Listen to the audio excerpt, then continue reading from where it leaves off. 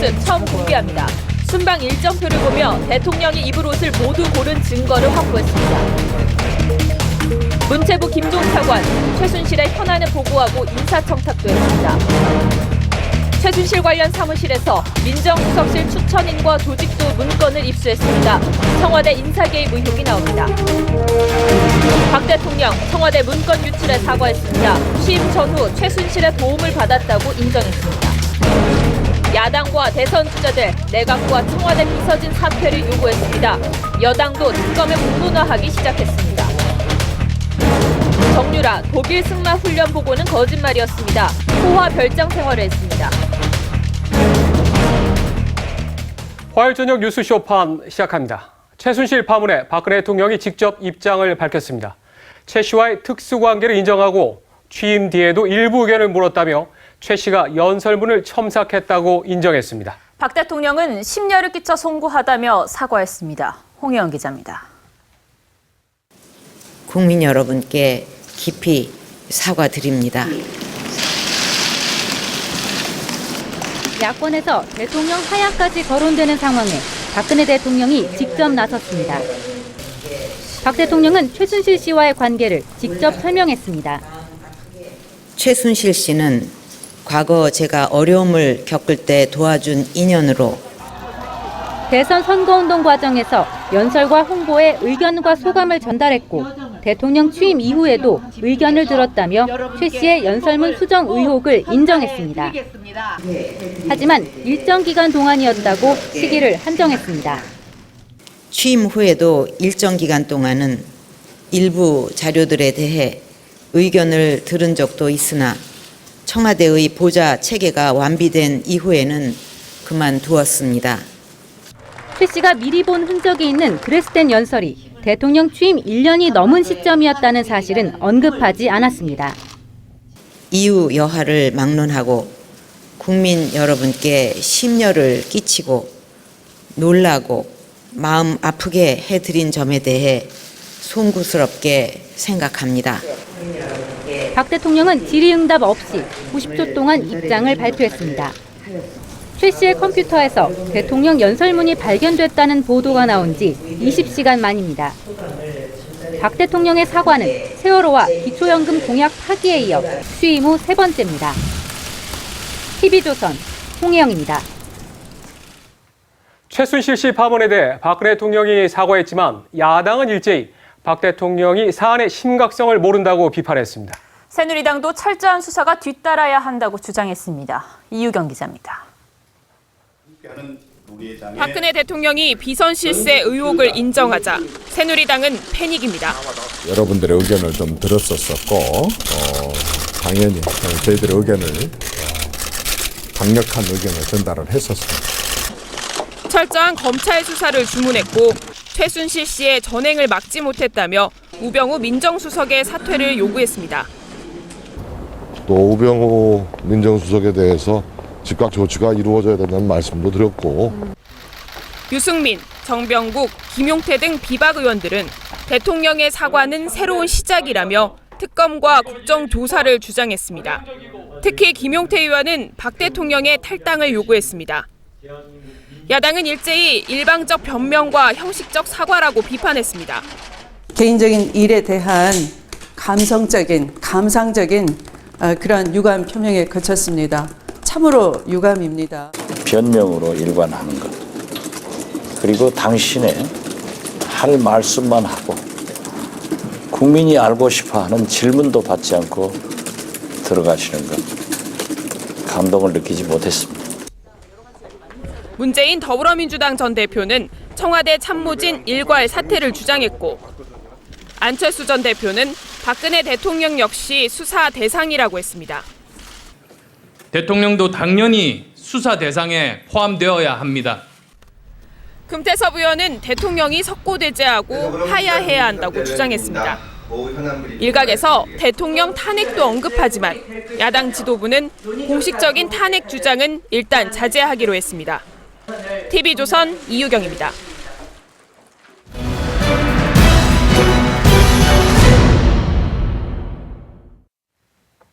최순실 씨가 인사검증과 공직자를 감찰하는 청와대 민정수석실 인사에 개입한 정황도 드러났습니다. 최순실 씨의 측근 사무실에서 민정수석 추천 관련 문건을 TV조선이 확보했습니다. 정세영 기자입니다. 최순실 씨 측근들이 일했던 사무실에서 나온 문서입니다. 민정수석실 추천인 및 조직도라는 제목이 달려 있습니다. 가장 위쪽엔 현재 민정수석이라며 2014년 6월까지 재직했던 홍경식 전 민정수석 비서관의 사진과 프로필이 적혀 있습니다. 당시 이중희 민정비서관과 김종필 법무비서관의 사진과 프로필도 나와 있습니다.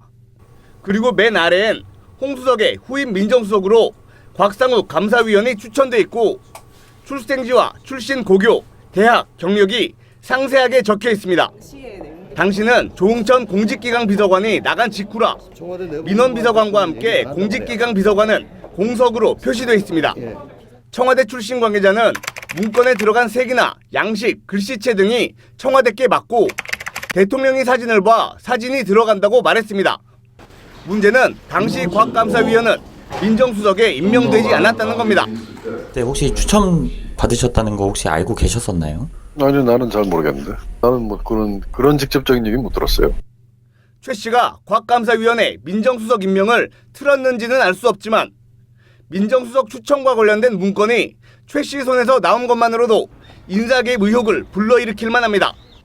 청와대 민정수석실은 공직자 감찰과 인사 검증을 진행하는 핵심 부서입니다.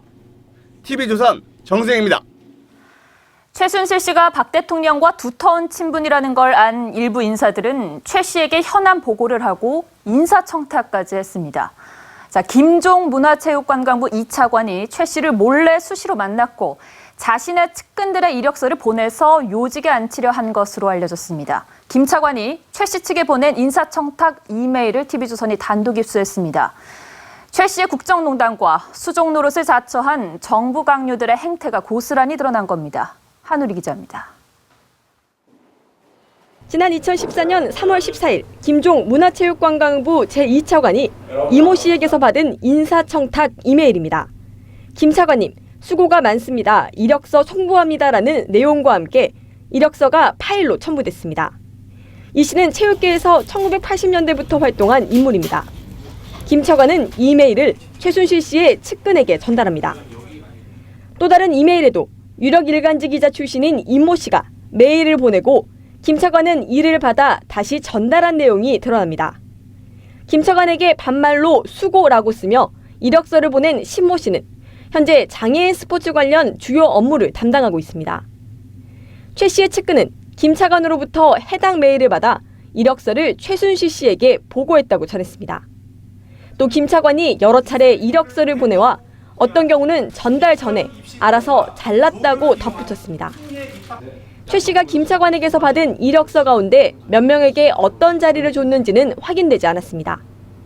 김 차관은 늦은 밤 수시로 최 씨를 만나 회장님이라 부르며 현안과 인사 문제를 보고했고 실제로도 반영한 것으로 전해졌습니다. 최 씨의 측근은 강남의 한 호텔 라운지와 최 씨가 거주하는 강남의 C빌딩 레스토랑 등에서 두 사람이 접촉했고 김 차관은 운전사를 대동하지 않고 왔다고 말했습니다. TV조선 한울입니다. 최순실 씨가 정부 인사를 좌우한 정황이 드러나면서 지난 2013년 문화체육관광부 인사 문제가 다시 주목됩니다. 당시에 박근혜 대통령이 나쁜 사람이라고 지칭하면서 국장 등이 좌천됐는데 여기에 최 씨가 개입했을 것이라는 의혹이 제기됩니다. 윤수영 기자입니다. 지난 2013년 8월 승마협회 내부는 정윤회파와 반대파와의 갈등 탓이라는 감사보고서를 낸 노태강 전 문체부 국장과 진재수 과장. 보고서 제출 이후 박근혜 대통령은 두 사람을 나쁜 사람이라고 지칭했고 곧바로 산하기관으로 사실상 좌천됐습니다. 이 인사를 두고 당시 유진용 문화부 장관은 언론 인터뷰에서 이재만 비서관과 같은 대학 선배인 김종 차관을 통한 인사 개입을 주장하기도 했는데 김 차관은 이를 강하게 부인한 바 있습니다. 이재민 비서관하고는요 태어나서 한 번도 전화 통화를 해본 적이 없습니다. 그 사실을 규명을 하고 제 명예를 좀 회복해야 되지 않나.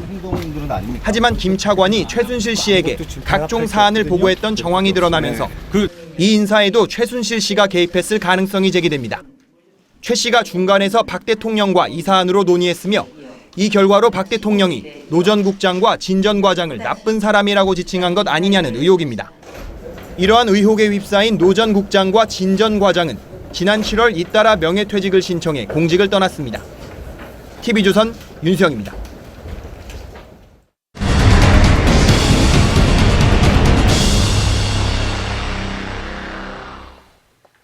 박근혜 대통령은 오늘 최순실 씨의 역할에 대해 연설문 등에서 개인적인 의견이나 소감을 전달해주는 역할을 맡았다고 했습니다. 그러나 TV조선의 취재 결과 최 씨의 역할이 단지 여기에 그치지 않고 상당히 폭넓었다는 것이 확인됐습니다. 시청자 여러분들이 아시는 것처럼 TV조선은 지난 7월 특종 보도로 미르재단과 청와대의 관계 또 의혹에 대해서 보도한 바 있습니다. 오늘은 박근혜 대통령 곁에서 최순실 씨가 구체적으로 어떤 역할을 했는지 보여주는 영상과 자료를 하나하나 단독으로 보도해드리도록 하겠습니다. 하두리 기자, 지금 TV조선이 확보한 영상이 상당히 많은데 자, 그 영상을 먼저 하나씩 보면서 좀 얘기를 할까요? 네, 그렇습니다. 설명보다는 영상을 보시는 게 빠를 것 같습니다. 네.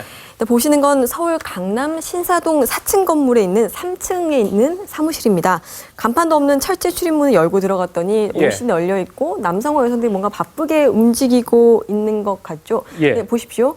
이 여성 누군 것 같습니까? 바로 문제의 최순실 씨군요. 그렇죠. 네. 시청자 여러분들이 영상으로는 많이 보시지 못했을 텐데 바로 최순실 씨입니다. 안경을 쓰고 당시가 2014년 11월 겨울이어서 목도리를 하고 겨울옷을 입은 모습입니다. 네. 뭔가 지시를 하고 옷을 만지고 이렇게 옆 사람들에게 얘기를 하는 모습이 좀 저 사무실에서 가장 높은 위치에 있는 사람이다 이렇게 추정을 할 수 있습니다. 그런데 최순실 씨가 저 의상실에 왜 있는 겁니까? 네.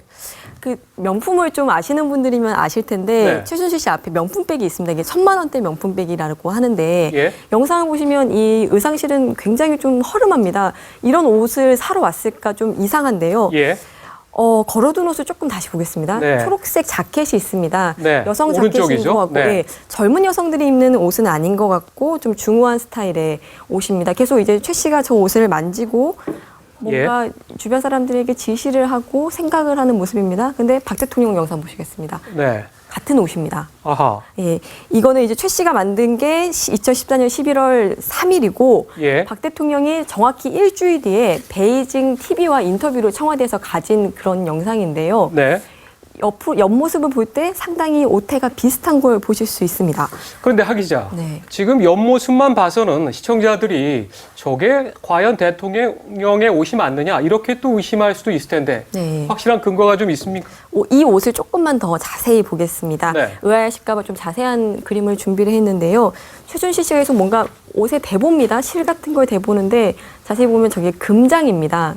옆에 재단사로 보이는 남성이 그걸 받아서 같이 좀 상의도 하고 대보기도 하고 최 씨가 계속 여러 가지 금장을 보면서 뭐 이야기를 계속 하고 있습니다. 뭔가 지시를 하는 것 같기도 하고요. 다시 박 대통령과 옷을 보면은 이 박 대통령 옷에 저 가운데 금장이 있습니다.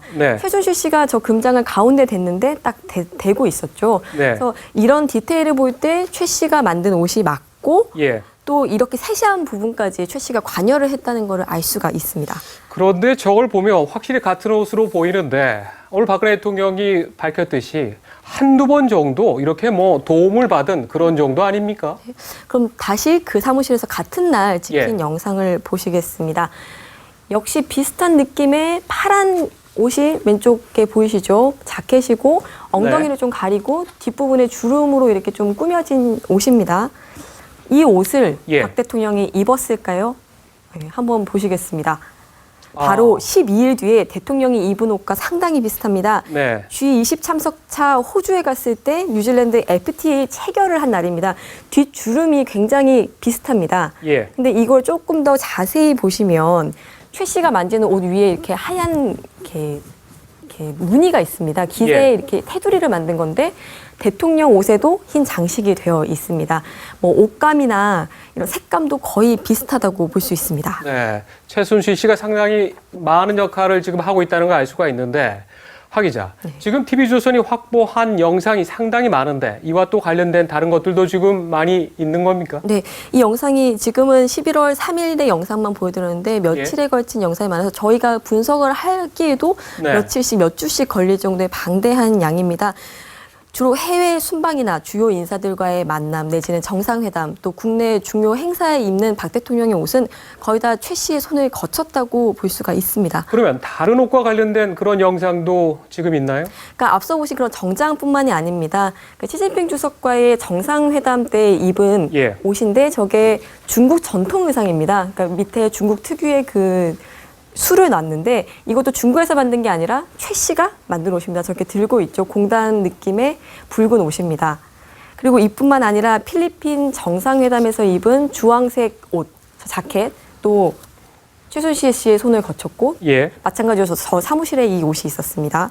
또 다른 세종청사를 완공한 기념일에 입은 옷인데 같은 코트입니다. 네. 여기서 잠깐 중간 정리를 한번 해볼까요?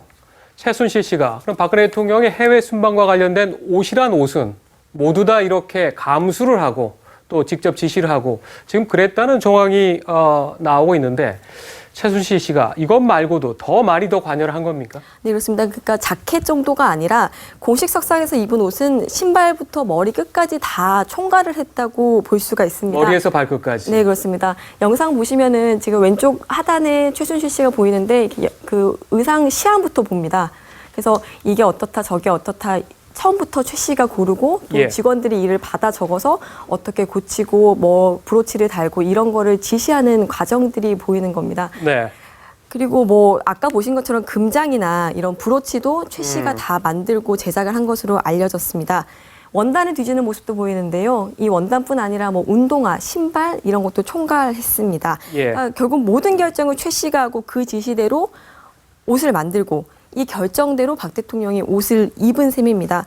근데 여태 박 대통령 옷이 대체 어느 브랜드냐, 뭐 영세 기업의 옷을 입었다, 뭐 이런 소문이 무성했는데 결국 최 씨 손을 다 거친 겁니다. 그런데 최순실 씨가 또 혼자서 이런 거를 했다 그래도 사실 좀 문제가 될 법도 한데 그런데 청와대 직원들을 마치 또 부리며 지시하듯이 지금 그런 영상도 우리가 확보했죠? 네, 그렇습니다. 이 사무실에 최 씨만 든 게 아닙니다. 영상 보시면은 최 씨 곁에서 저 하얀 셔츠를 입은 건장한 남성이 보입니다. 지금 뒷모습 남성이죠? 음료수를 꺼내고 약간 심부름을 하는 듯한 모습이죠. 근데 의상실에 있는 사람들이 좀 자유로운 옷을 입은 것과 달리 공직자 내지는 기업 관계자처럼 이렇게 정장을 입고 근처에서 계속 돌아다닙니다. 좀 바쁘게 돌아다니는데 옷을 만지는 모습은 아니고요.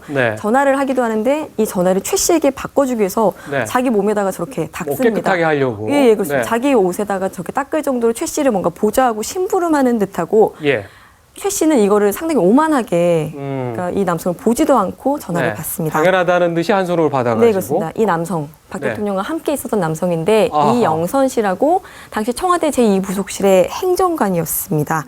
근데 마치 최 씨의 심부름꾼처럼 저 사무실에서 함께 있는 것입니다.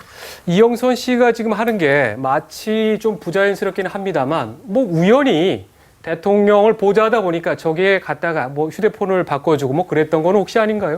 근데 그러면은 좀 더 유명한 인물을 제가 보여드리겠습니다. 윤전추 씨를 아마 기억을 하실 겁니다. 영상에 이제 나오는데 머리를 하나로 이렇게 묶고 이렇게 뭔가 계속 옷을 들고 다니고 포장을 하고 최 씨 곁에서 계속 보좌를 하는 듯한 사람인데요. 헬스 트레이너로 유명했고 정윤회 게이트 때 최순실 씨가 청와대에 앉혔다는 그 스캔들이 났던 여성입니다. 뭐 혼자 와서 포장된 옷을 가져가는 영상도 있었고요. 저렇게 최 씨 주변에서 심부름을 하는 영상도 있습니다. 그래서 이곳은 다른 옷은 만들지 않고 박 대통령의 옷을 만들고 수선만 하는 곳이었습니다. 그리고 당시 최 씨와 최 씨 측근들은 이곳을 샘플실이라고 불렀다고 합니다. 윤전추 씨가 최순실 씨의 측근으로 박근혜 대통령과 연락을 위해서 최 씨가 들여보냈다 이런 추정이 있었는데 지금 그 추정이 맞을 수도 있음을 지금 보여주는 그런 영상이 아닌가 싶은데. 네, 그렇습니다. 자, 그러면 최순실 씨가 이렇게 대통령의 또 여성 대통령이니까 해외 순방이나 아니면 뭐 평상시 옷이나 이와 같은 것만 좀 총괄했다. 또 이렇게도 볼 수 있는 것 아닙니까? 일단 말씀하신 대로 영상만 보면은 뭔가 패션에 관여를 한 거는 분명하죠. 그런데 국가 원수의 옷이라는 것은 여성의 패션 이런 의미를 넘어서 에티켓이고 또 외교이며 나라를 대표하는 어떤 상징입니다. 근데 이거를 최 씨, 민간인인 최 씨가 도맡은 겁니다. 그것도 숨어서요. 그리고 또 이 패션을 도맡기 위해 최 씨는 민간인 신분인데도 박 대통령의 순방 일정을 모두 알고 있었습니다. 예. 근데 이런 순방 일정이라는 게 청와대 출입 기자들에게도 일정 기간 동안 극비에 붙이고 더구나 민간인에게는 뭐 순방 사업을 함께하는 경우조차도 비밀로 하는 국가적인 극비 사항입니다. 예. 그러니까 최 씨가 얼마나 큰 힘을 가졌는지를 알 수 있는 정황인 겁니다. 네. 한울 기자 설명 잘 들었습니다. 자, 지금부터는 이와 관련된 상황을 리포트를 통해서 차근차근 한 번 더 보여드리도록 하겠습니다. 자, 하 기자 수고했습니다. 최순실 씨가 대통령의 해외 순방 일정을 미리 받아 순방옷 등을 만들어 전달한 것으로 확인됐습니다. 최 씨가 옷 색깔을 자필로 적어 지시한 대통령 순방 일정표를 TV조선이 단독 입수했는데요. 대통령 순방 일정표는 극비사항 중에 하나로 상단에는 대외주의라는 직인이 찍혀 있었습니다. 박경준 기자의 단독 보도입니다. 지난 2014년 9월 박근혜 대통령의 4박 7일 일정의 북미 순방 일정표입니다. 대외주의 문구와 함께 2014년 8월 7일 14시라는 일시와 외교부 의전장실이라는 출처가 우측 상단에 있습니다. 바로 옆 빨강색으로 쓰여진 라스트라는 영어를 포함해 검정색, 빨간색 글자들이 일정표를 가득 채우고 있습니다. 행사 일정 옆에는 빨강, 보라, 흰색 등 색을 나타내는 단어들이 적혀 있습니다. 글은 최순실 씨가 자필로 적은 것으로 밝혀졌습니다. 최 씨의 측근은 글씨체가 워낙 독특해 한눈에도 알아볼 수 있다고 말했습니다. 최 씨는 순방 한 달 전 일정표를 미리 받아 대통령이 입을 옷을 직접 골랐습니다. 첫 순방 일정이던 서울공항 출발 옆에는 보라라고 적혀 있는데 실제 박 대통령이 입은 의상은 보라색이었습니다. 캐나다 총리와의 정상회담에서도 박 대통령은 일정표에 적힌 대로 흰색 옷차림이었습니다. 박 대통령은 이후 계속된 유엔 본부 미국 순방 일정에서도 최 씨가 적어놓은 색깔의 옷을 입었습니다. 최 씨가 해외 순방 일정표를 미리 손에 쥐고 대통령의 의복까지 좌우한 사실이 드러나면서 최 씨의 국정농단 의혹은 더욱 커질 전망입니다. TV조선 박경준입니다. 문제의 의상실에서 보신 것처럼 헬스 트레이너 출신의 윤전추 청와대 3급 행정관과 박 대통령 후보 시절 경호를 담당했던 청와대 2부속실의 이영선 행정관은 청와대와 최순실 씨 측으로 가며 심부름을 했습니다. 이들은 최 씨가 뭔가를 지시하면 일사불란하게 움직이는 모습을 보였습니다. 김정우 기자입니다. 2014년 11월 3일 정오쯤 흰 셔츠를 입은 남성이 전화기를 최순실 씨에게 건네고 자리를 피해줍니다. 20초 정도 통화를 한 최 씨는 돌아보지도 않은 채 전화기를 돌려줍니다. 남자는 공손히 받아듭니다.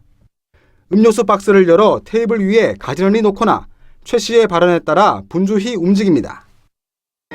이 남성은 이영선 행정관으로 과거 청와대 2부속실에 소속돼 있었습니다.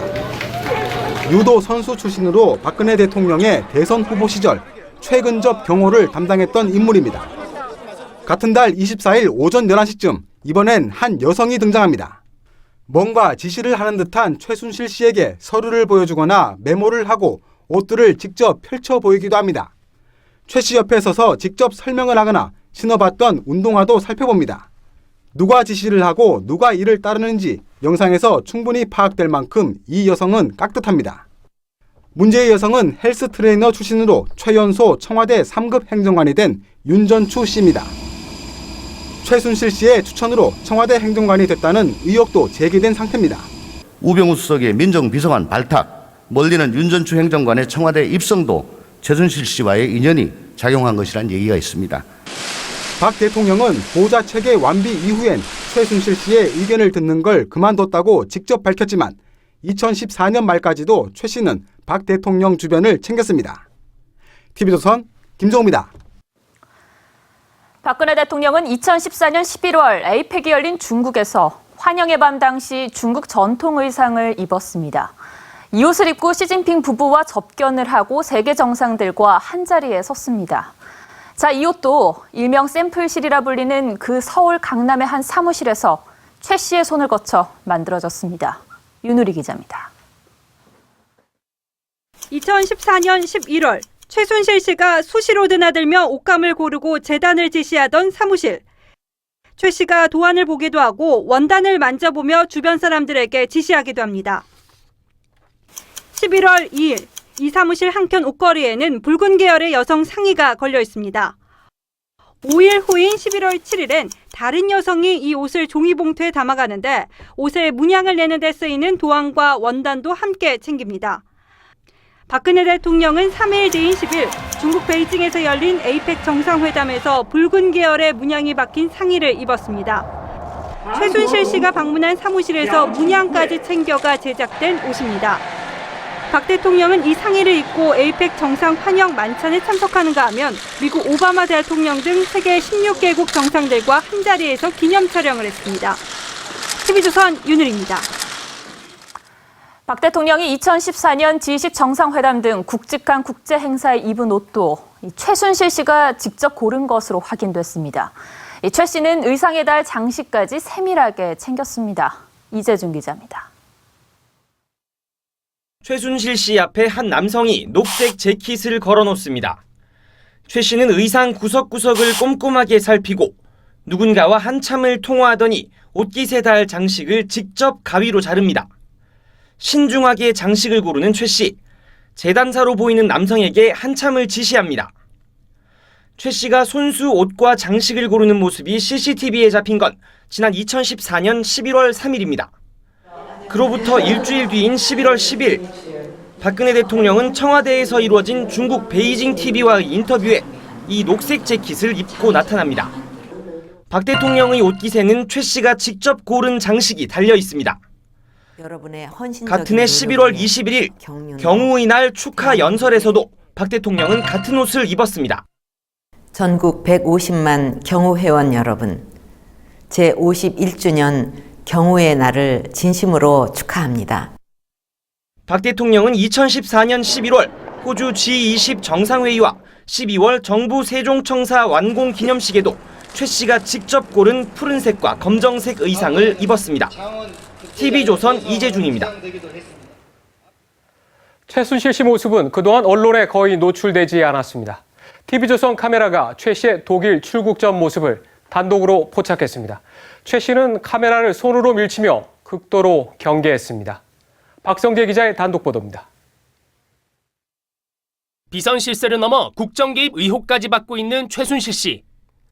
TV조선이 미르재단 의혹을 보도하기 9일 전쯤인 지난 7월 17일 TV조선 취재진은 최 씨의 자택 주차장에서 최 씨를 기다린 끝에 만날 수 있었습니다. 안녕하십니까. 저희 TV조선에서 나왔고요. 저는 박성재 기자라고 합니다. 그동안 언론 노출을 극도로 꺼려해 최 씨는 베일에 쌓여 있다시피 했지만 실제로 만난 최 씨의 모습은 평범했습니다.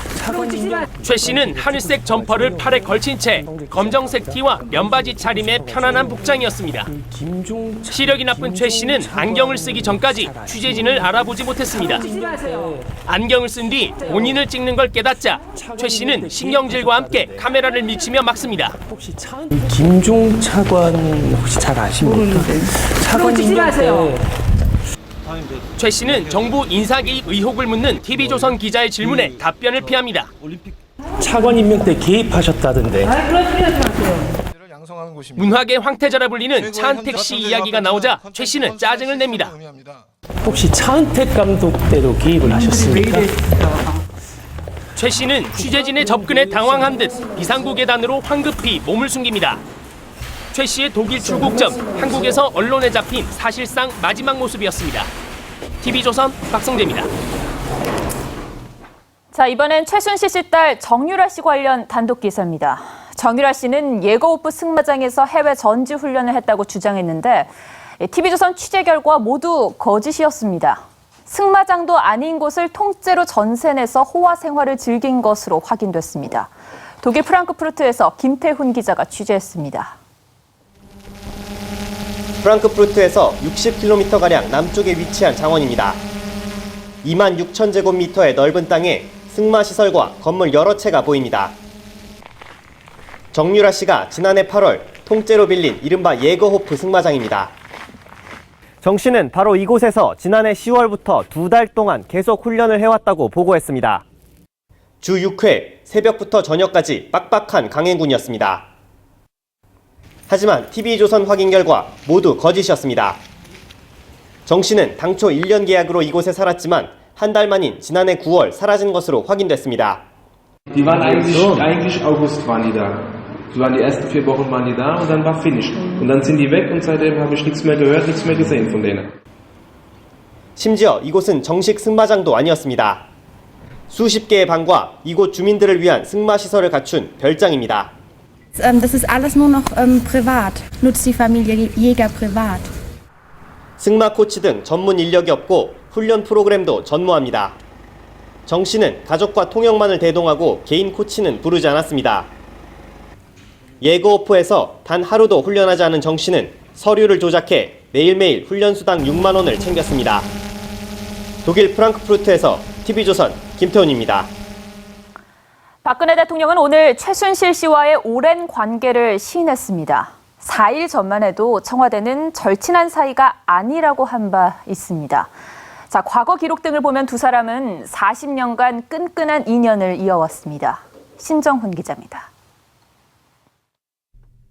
박근혜 대통령과 최순실 씨 관계는 박 대통령이 구국 여성봉사단 명예총재였던 1976년으로 거슬러 올라갑니다. 구국 여성봉사단 박근혜 총재는 사람마다 구국 여성봉사단은 최 씨 부친인 최태민 목사가 1975년 설립한 대한구국선교단이 이름을 바꾼 것으로 곧 새마음 봉사단으로 명칭이 바뀝니다.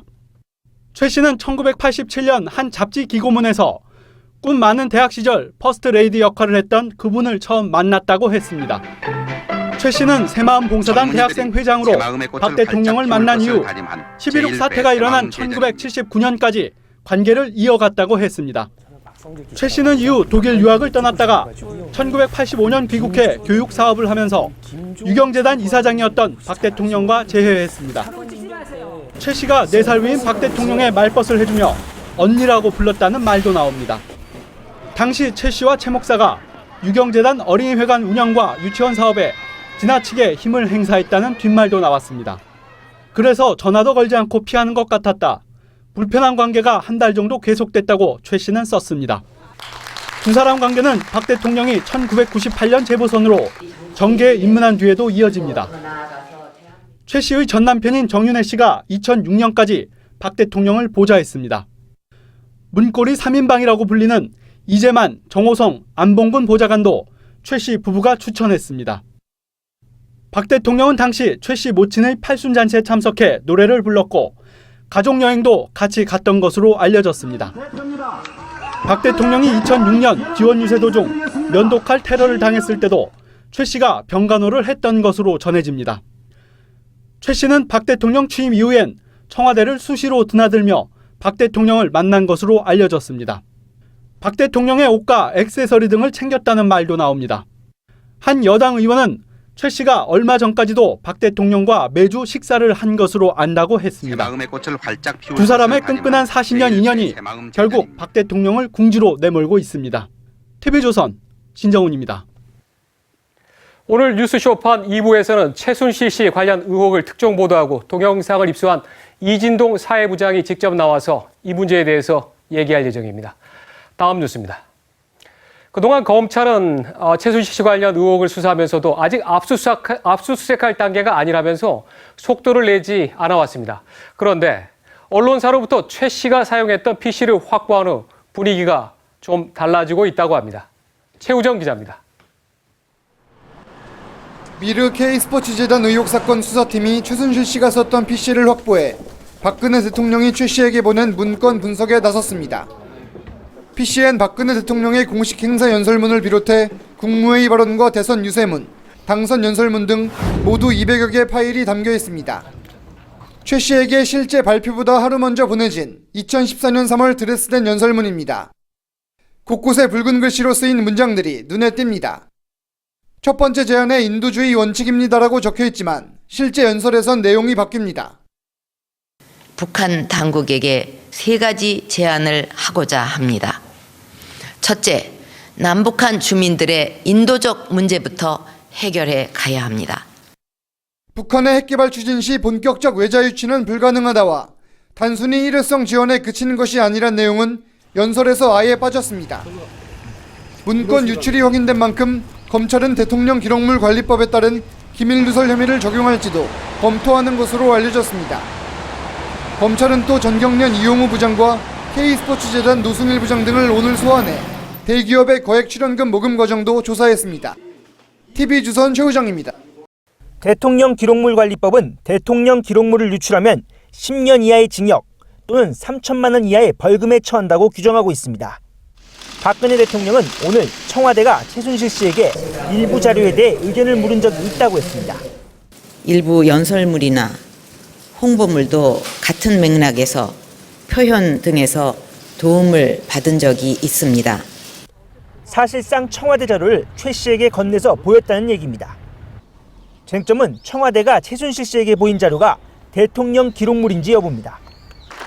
법조계에선 의견이 엇갈립니다. 대통령이 결재하지 아직까지 아니하고 생성 중이고 하는 문서가 과연 대통령 기록물이냐. 연설문 초안은 기록물에 해당 안 될 수 있지만 비서진 인사서류는 완성된 문건이어서 기록물로 볼 수 있다는 겁니다. 이럴 경우 박 대통령에게 법적 책임이 생길 수 있습니다. 공무상 비밀 누설죄 위반 여부도 쟁점입니다. 판례는 공무상 비밀을 객관적 입장에서 외부에 알려지지 않아야 할 사항도 포함한다고 넓게 해석합니다.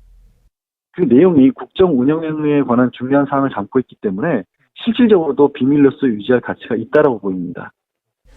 하지만 헌법상 대통령은 재직 중 형사상 소출을 면제받기 때문에 임기 중 법적 책임을 묻기는 힘듭니다.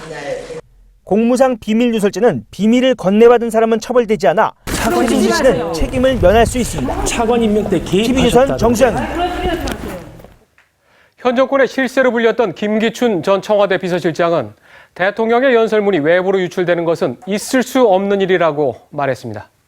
그리고 최순실이 권력순위 1위, 박근혜 대통령은 3위라고 말했던 박관천 전 청와대 행정관은 말로 다 뱉으면 세상이 시끄러워진다며 말을 아꼈습니다. 윤동빈 기자의 단독 보도입니다. 김기춘 전 청와대 비서실장은 비서실장 인사 발령이 외부에 먼저 알려진 사실을 몰랐다고 말했습니다. 잠시만요. 비서실장 교체되실 때 그 교체되시는 사실을 언제부터 알고 계셨나요? 나는 그 발령 나기 하루 이틀 전에 알았습니다. 최순실 씨도 외부 민간인이 이거를 하루나 이틀 전에 알았다는 거에 대해서 그런 사실에 대해서 알고 계셨나요? 전혀 나 모릅니다. 청와대에서 2년 동안 근무하며 실세로 꼽혔던 김 전 실장은 대통령 연설문의 외부 유출은 있을 수 없는 일이라고 강조했습니다. 대통령의 뭐 연설문이나 아니면은 이 참모진의 교체 같은 것들이 이게 외부로 유출될 수 있는 시스템인가요? 그런 일이 있을 수 없다고 생각해요. 2014년 정윤회 문건 유출 사건으로 구속 기소된 박관천 전 경정은 작년 검찰 조사에서 우리나라 권력 순위는 최순실이 1위, 정윤회가 2위, 박근혜 대통령이 3위라고 말했습니다. 공직기관 비서관실에서 근무하며 정윤회 문건 유출 사건 등 최순실 씨 관련 첩보를 접했을 것으로 보이지만 발언은 삼갔습니다. 내가 이제 사과는 대관으로 한 마지막 말이었고 자기가 어떤 화나고 억울한다고 그걸 다 말로 뱉으면 이 세상이 얼마나 시끄럽겠어요. 안 그래요? 2013년 청와대 민정수석을 역임한 곽상도 새누리당 의원은 최순실과 박 대통령 관계는 누구나 다 아는 얘기라며 박 대통령의 커터칼 비습 때 가장 가까이서 간호한 인물이 최순실 씨라고 소개했습니다. 곽 의원은 청와대 참모진의 인사 발령과 같은 문건은 대통령이 마음만 먹으면 직접 보낼 수도 있다고 말했습니다. TV조선 윤동빈입니다. 박근혜 대통령 연설문 유출 파문이 커지면서 개헌론은 하루도 안 돼 동력을 잃는 그런 분위기입니다. 민주당은 최순실 개헌에 반대한다고 했고 국민의당은 대통령이 탈당하면 개헌 논의를 하겠다고 했습니다. 박소영 기자입니다. 더불어민주당 추미애 대표는 오늘 박근혜 대통령은 개헌 논의에서 빠지라고 했습니다. 최순실 게이트를 덮으려는 순실 개헌이자 지지도가 바닥에 떨어진 정권의 교체를 회피하려는 국민의당 박지원 비상대책위원장은 박 대통령에 먼저 당적을 버리라고 했습니다. 개헌을 발의하려고 하면 박근혜 대통령은 새누리당을 탈당해야 합니다. 오늘로서 대통령발 개헌 논의는 종료되었음을 선언합니다. 청와대가 주도하는 개헌에는 참여할 수 없다는 입장을 분명히 한 겁니다. 여권에서도 부정적 목소리가 나옵니다. 대통령께서 갑자기 개헌 이러니까 아까 제가 이야기했듯이 오다가 내려오니까 갑자기 새누리당 지도부가 개헌하겠다고 막 그러고요. 권력 나눠 먹기식 개헌을 한다면 저는 그거는 국민들이 절대 동의 안 하실 거다. 남경필 경기지사도 의혹이 밝혀질 때까지 개헌 논의를 중단해야 한다고 했습니다. 청와대발 개헌 논의 연설문 유출 파문에 직격탄을 맞은 겁니다. 당분간 개헌 논의가 힘을 받기 힘든 분위기입니다. 정치권에선 박 대통령 임기 내 개헌이 물 건너갈 수 있다는 관측도 나옵니다. TV조선 박소영입니다. 네, 최순실 씨 관련 의혹 보도는 특종보도한 사회부 이진동 부장과 잠시 후에 자세히 짚어보도록 하겠습니다. 자, 오늘 자정이 고 백남기 씨의 부검영장 만료 기한입니다. 경찰은 오늘 2차 강제 집행을 시도했지만 유족과 투쟁본부의 강력한 반발로 협의도 제대로 이루어지지 않았습니다. 현장 연결해 보겠습니다. 자, 최수영 기자, 상황 어떻습니까? 네, 약 3시간 반 뒤면 법원이 발부한 고 백남기 씨 부검영장 집행 시한이 끝납니다. 오후에 영장 강제 집행에 나선 경찰은 지금은 모두 철수한 상태인데요. 하지만 장례식장엔 여전히 유족 측 인사 500명이 모여 밤샘 농성을 준비하고 있습니다. 앞서 경찰은 오후 3시 형사 100명을 포함한 경찰 병력 1000명을 투입해 백남기 씨 부검영장 집행을 시도했습니다. 이에 유족 측 일부 참가자들이 병원 입구부터 물병 등을 던지며 경찰과 충돌하기도 했습니다.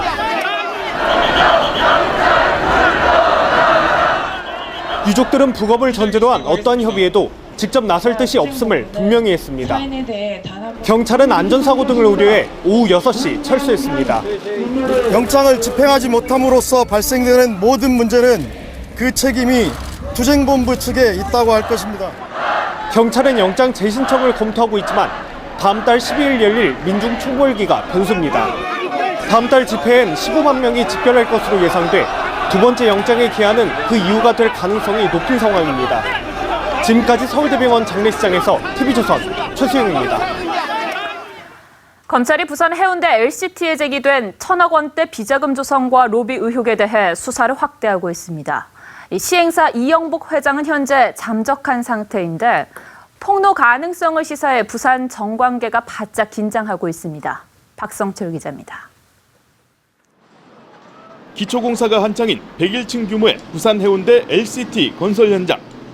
사업비만 1조 7천억 원에 달하는 국내 최고층 주거복합단지 건설 사업으로 1천억 원대 비자금과 정관계 로비 의혹이 제기된 곳입니다. 지난 7월 검찰 수사가 시작되자 시행사 이영복 회장이 종적을 감췄습니다. 비자금의 용처가 이제 로비 자금이냐 아니냐의 문제지만 본인 당사자 말고는 아무도 모르는 거기 때문에 검찰 수사도 석 달째 제자리 걸음입니다. 부산지검은 동부지청이 맡았던 LCT 사건을 이첩받아 특수부에 배당하고 전담검사를 8명으로 늘렸습니다. 검찰은 잠적한 이영복 회장을 공개 수배했습니다.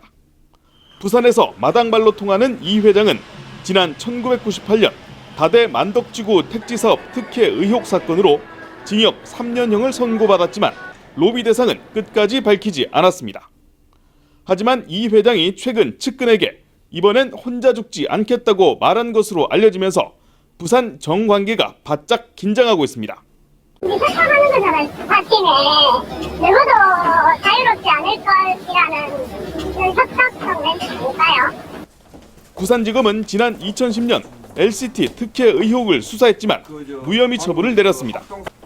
TV조선 박성철입니다. 이동통신사들의 불법 보조금이 다시 기승을 부리고 있습니다. 갤럭시 노트 7 교환 고객과 아이폰 7을 새로 사려는 고객들이 몰리면서 번호 이동 고객이 하루 3만 명에 이릅니다. 방통위 단속은 무용지물입니다. 강동원 기자입니다.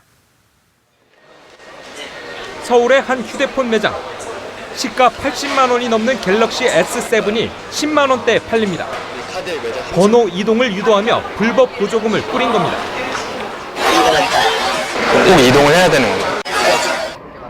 최대 30만 원까지만 가능한 보조금을 불법으로 55만 원까지 줍니다. 새로 출시된 아이폰 7은 인기 색상을 미끼로 번호 이동을 유도합니다.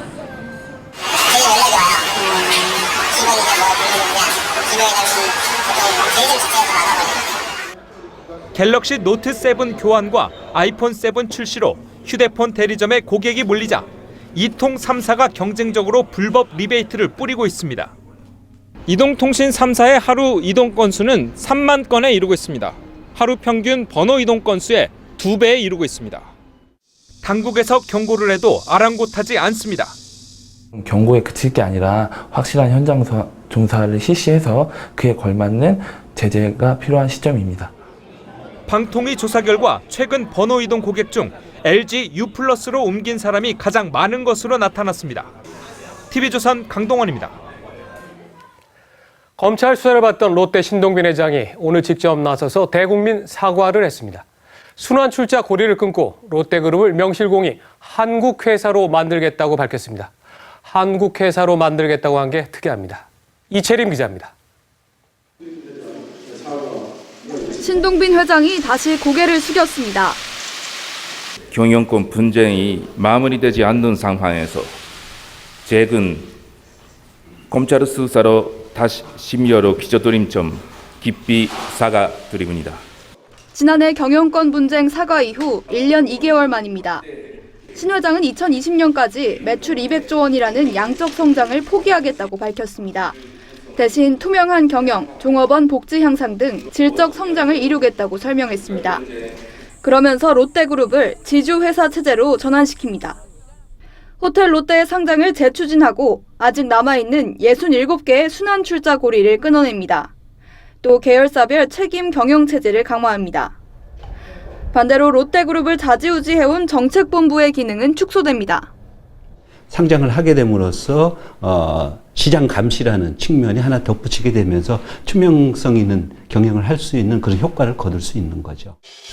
롯데는 앞으로 5년간 40조 원을 투자해 7만여 명을 신규 채용하겠다고 밝혔습니다.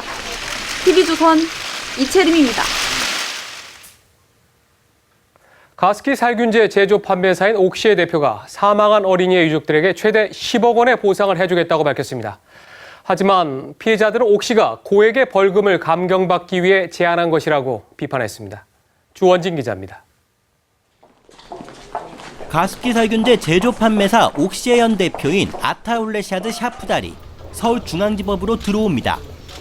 샤프달은 가습기 살균제가 문제없다는 허위 광고란 혐의로 기소된 옥시 법인의 대표 자격으로 처음 법정에 출석했습니다. We are deeply sorry for the suffering and we want to see them go back to their normal life. We deeply apologize. We are sorry. 법정에서 샤프달은 검찰의 신문에 모든 혐의를 인정한다고 밝혔습니다.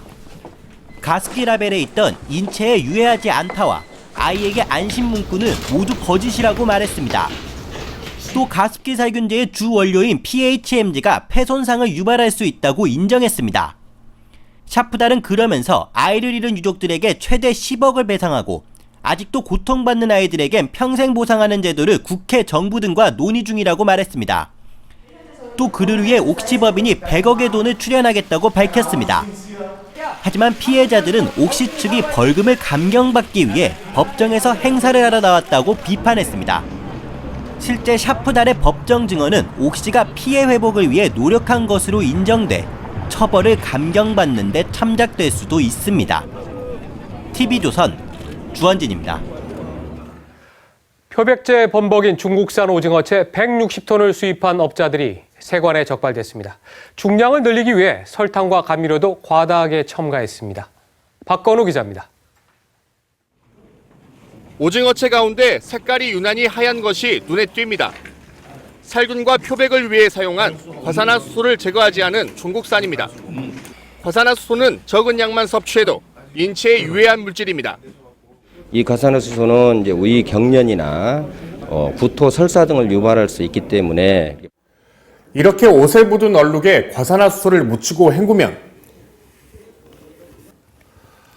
강력한 표백 성분으로 얼룩이 모두 사라질 정도입니다. 과산화수소가 남아있는 식품은 수입이 금지돼 있지만 50살 김모 씨 등 3명은 중국에서 표백제 범벅인 오징어채 166톤을 들여왔습니다. 식품의약품안전처가 전수조사를 하지 않는 점을 악용했습니다. 오징어채에는 설탕과 감미료도 40%나 들어갔습니다.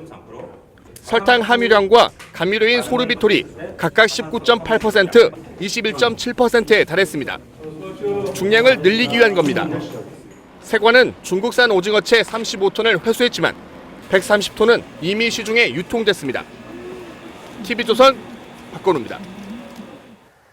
수억 원짜리 고급차를 모는데 번호판에 허나 호 같은 렌터카 기호가 적혀있길 바라는 사람은 사실 아무도 없습니다. 사람들의 이런 과시욕을 노려서 슈퍼카를 임대하고 12억 원을 받아 챙긴 일당이 경찰에 붙잡혔습니다. 홍현주 기자입니다. 고급 외제차가 골목길로 들어갑니다. 렌터카가 아닌 일반 번호판을 달고 있습니다. 차가 들어간 전원주택엔 문신 가득한 남성들이 모여 있습니다. 람보르기니, 페라리 등 최고급 슈퍼카 16대를 불법 대여해준 일당입니다. 수영장에 나가거나 여자친구랑 데이트하거나 그럴 때 좀 사람들이 많더라고요. 이들은 고급 외제차에 개인용 번호판을 달았다고 인터넷과 SNS에 광고했습니다. 슈퍼카가 자기 차인 것처럼 보이고 싶은 사람들이 몰렸습니다. 7억 원이 넘는 이 슈퍼카는 렌트카가 아닌 이 일반 번호판 덕분에 하루 180만 원이 넘는 가격에도 임대가 끊이지 않았습니다. 슈퍼카는 할부로 샀고 하루 대여비를 최고 200만 원까지 받아 지난해 9월부터 12억 원 가까이 벌었습니다. 이 리스로 뽑은 차량들을 유지하기 위해서 이 범행을 한 것으로 확인이 됩니다. 불법 임대 슈퍼카는 타다가 사고가 나도 제대로 보상을 받지 못합니다. 보험금을 청구하면 보험 사기로 처벌받을 수 있습니다. TV조선 홍현주입니다. 산업화 시대엔 저축이 미덕으로 통했죠. 하지만 1%대 초저금리 시대가 되면서 그 의미는 퇴색했습니다. 정부가 결국 52년 만에 저축의 날을 없앴습니다. 김자민 기자입니다. 지난 1964년 정부는 경제개발에 필요한 자금 마련을 위해 저축의 날을 지정했습니다. 저축은 경제발전을 위한 견인차였습니다. 원자 받고 살던 살림 저축으로 자립하자. 저축의 날은 대통령이 참석하는 국가적 행사였습니다. 저축을 많이 한 연예인에겐 포상까지 줬습니다.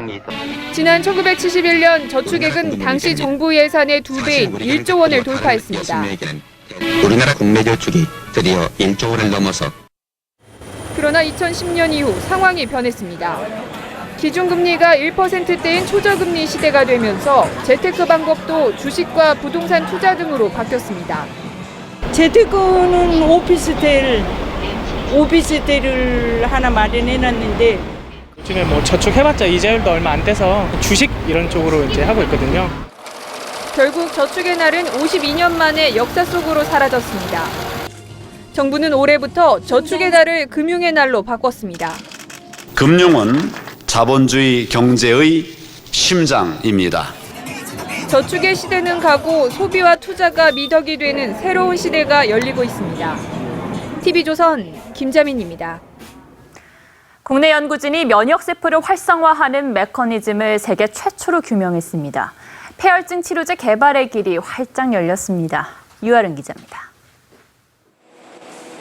박테리아나 바이러스 등이 침입했을 때 우리 몸에서는 백혈구가 이를 인식해 면역세포가 활성화됩니다. 하지만 국내 연구팀이 이런 공식을 한 단계 업그레이드 시켰습니다. 백혈구의 일종인 단핵구에서 WRS가 분비돼 병원균을 죽이는 대식세포와 중성구가 활성화된다는 메커니즘을 처음으로 밝혀냈습니다. 실제로 살모넬라균에 감염된 생쥐의 생리식염수를 주사했더니 48시간 만에 다 죽었지만 WRS를 주사한 쥐는 75%가 살아남았습니다. 미생물 감염으로 일어나는 폐혈증 환자를 위한 치료제 개발에 청신호가 켜졌습니다. 폐혈증 환자는 세계적으로 2천만 명으로 사망률은 최고 70%에 달합니다. 폐혈증 환자들을 조기에 판단하고 치료하는 것이 굉장히 중요한데 이번 저희 WRS의 기능을 발견함으로 인해서 폐혈증 환자들을 조기에 검진하고 또 치료의 방안을 연구 결과는 최고 권위의 학술지 네이처 마이크로바이올로지에 발표됐습니다. TV조선 유아름입니다. 유럽 각국 정부가 난민 문제로 골머리를 앓고 있는 가운데 난민들도 시설이 열악하다며 거세게 반발하고 있습니다. 프랑스 칼레 난민촌은 결국 난민들을 전국에 분산하기 시작했습니다. 김지수 기자입니다. 불길이 컨테이너를 집어삼킬 듯 타오릅니다. 그리스 난민 캠프에서 열악한 환경에 항의하는 난민들이 망명 지원 사무소에 불을 지른 겁니다. Here I'm in jail. It's difficult to contact family. It's difficult to eat food. It's difficult to sleep.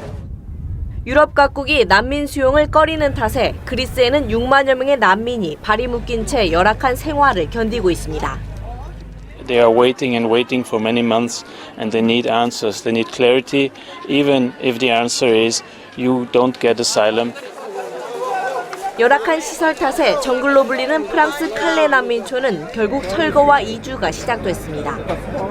첫날 2,000명 정도가 전국 80개 수용시설로 이동했는데 전국 300개 난민시설에 6,500명을 분산 수용할 예정입니다. 영국은 지난 일주일간 칼레를 떠난 미성년 난민 200여 명을 수용했습니다. And will continue with our progress in bringing those children with a right to come to the UK. 하지만 영국 일부 지역에선 시리아 난민을 이미 수용했는데 왜 또 난민을 받아들여야 하느냐고 반발하고 있습니다. 따라서 미성년자 난민의 영국 이송 역시 상당한 진통이 예상됩니다. TV조선 김지수입니다.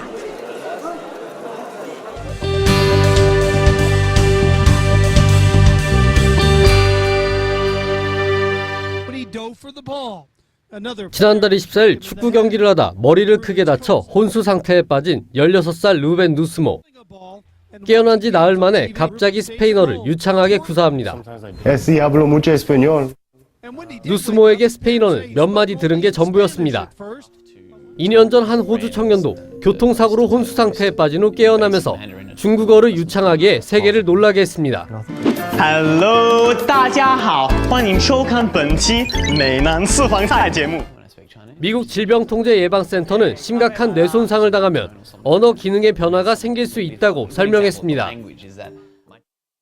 섬세한 붓터치로 그림을 그리는 남성.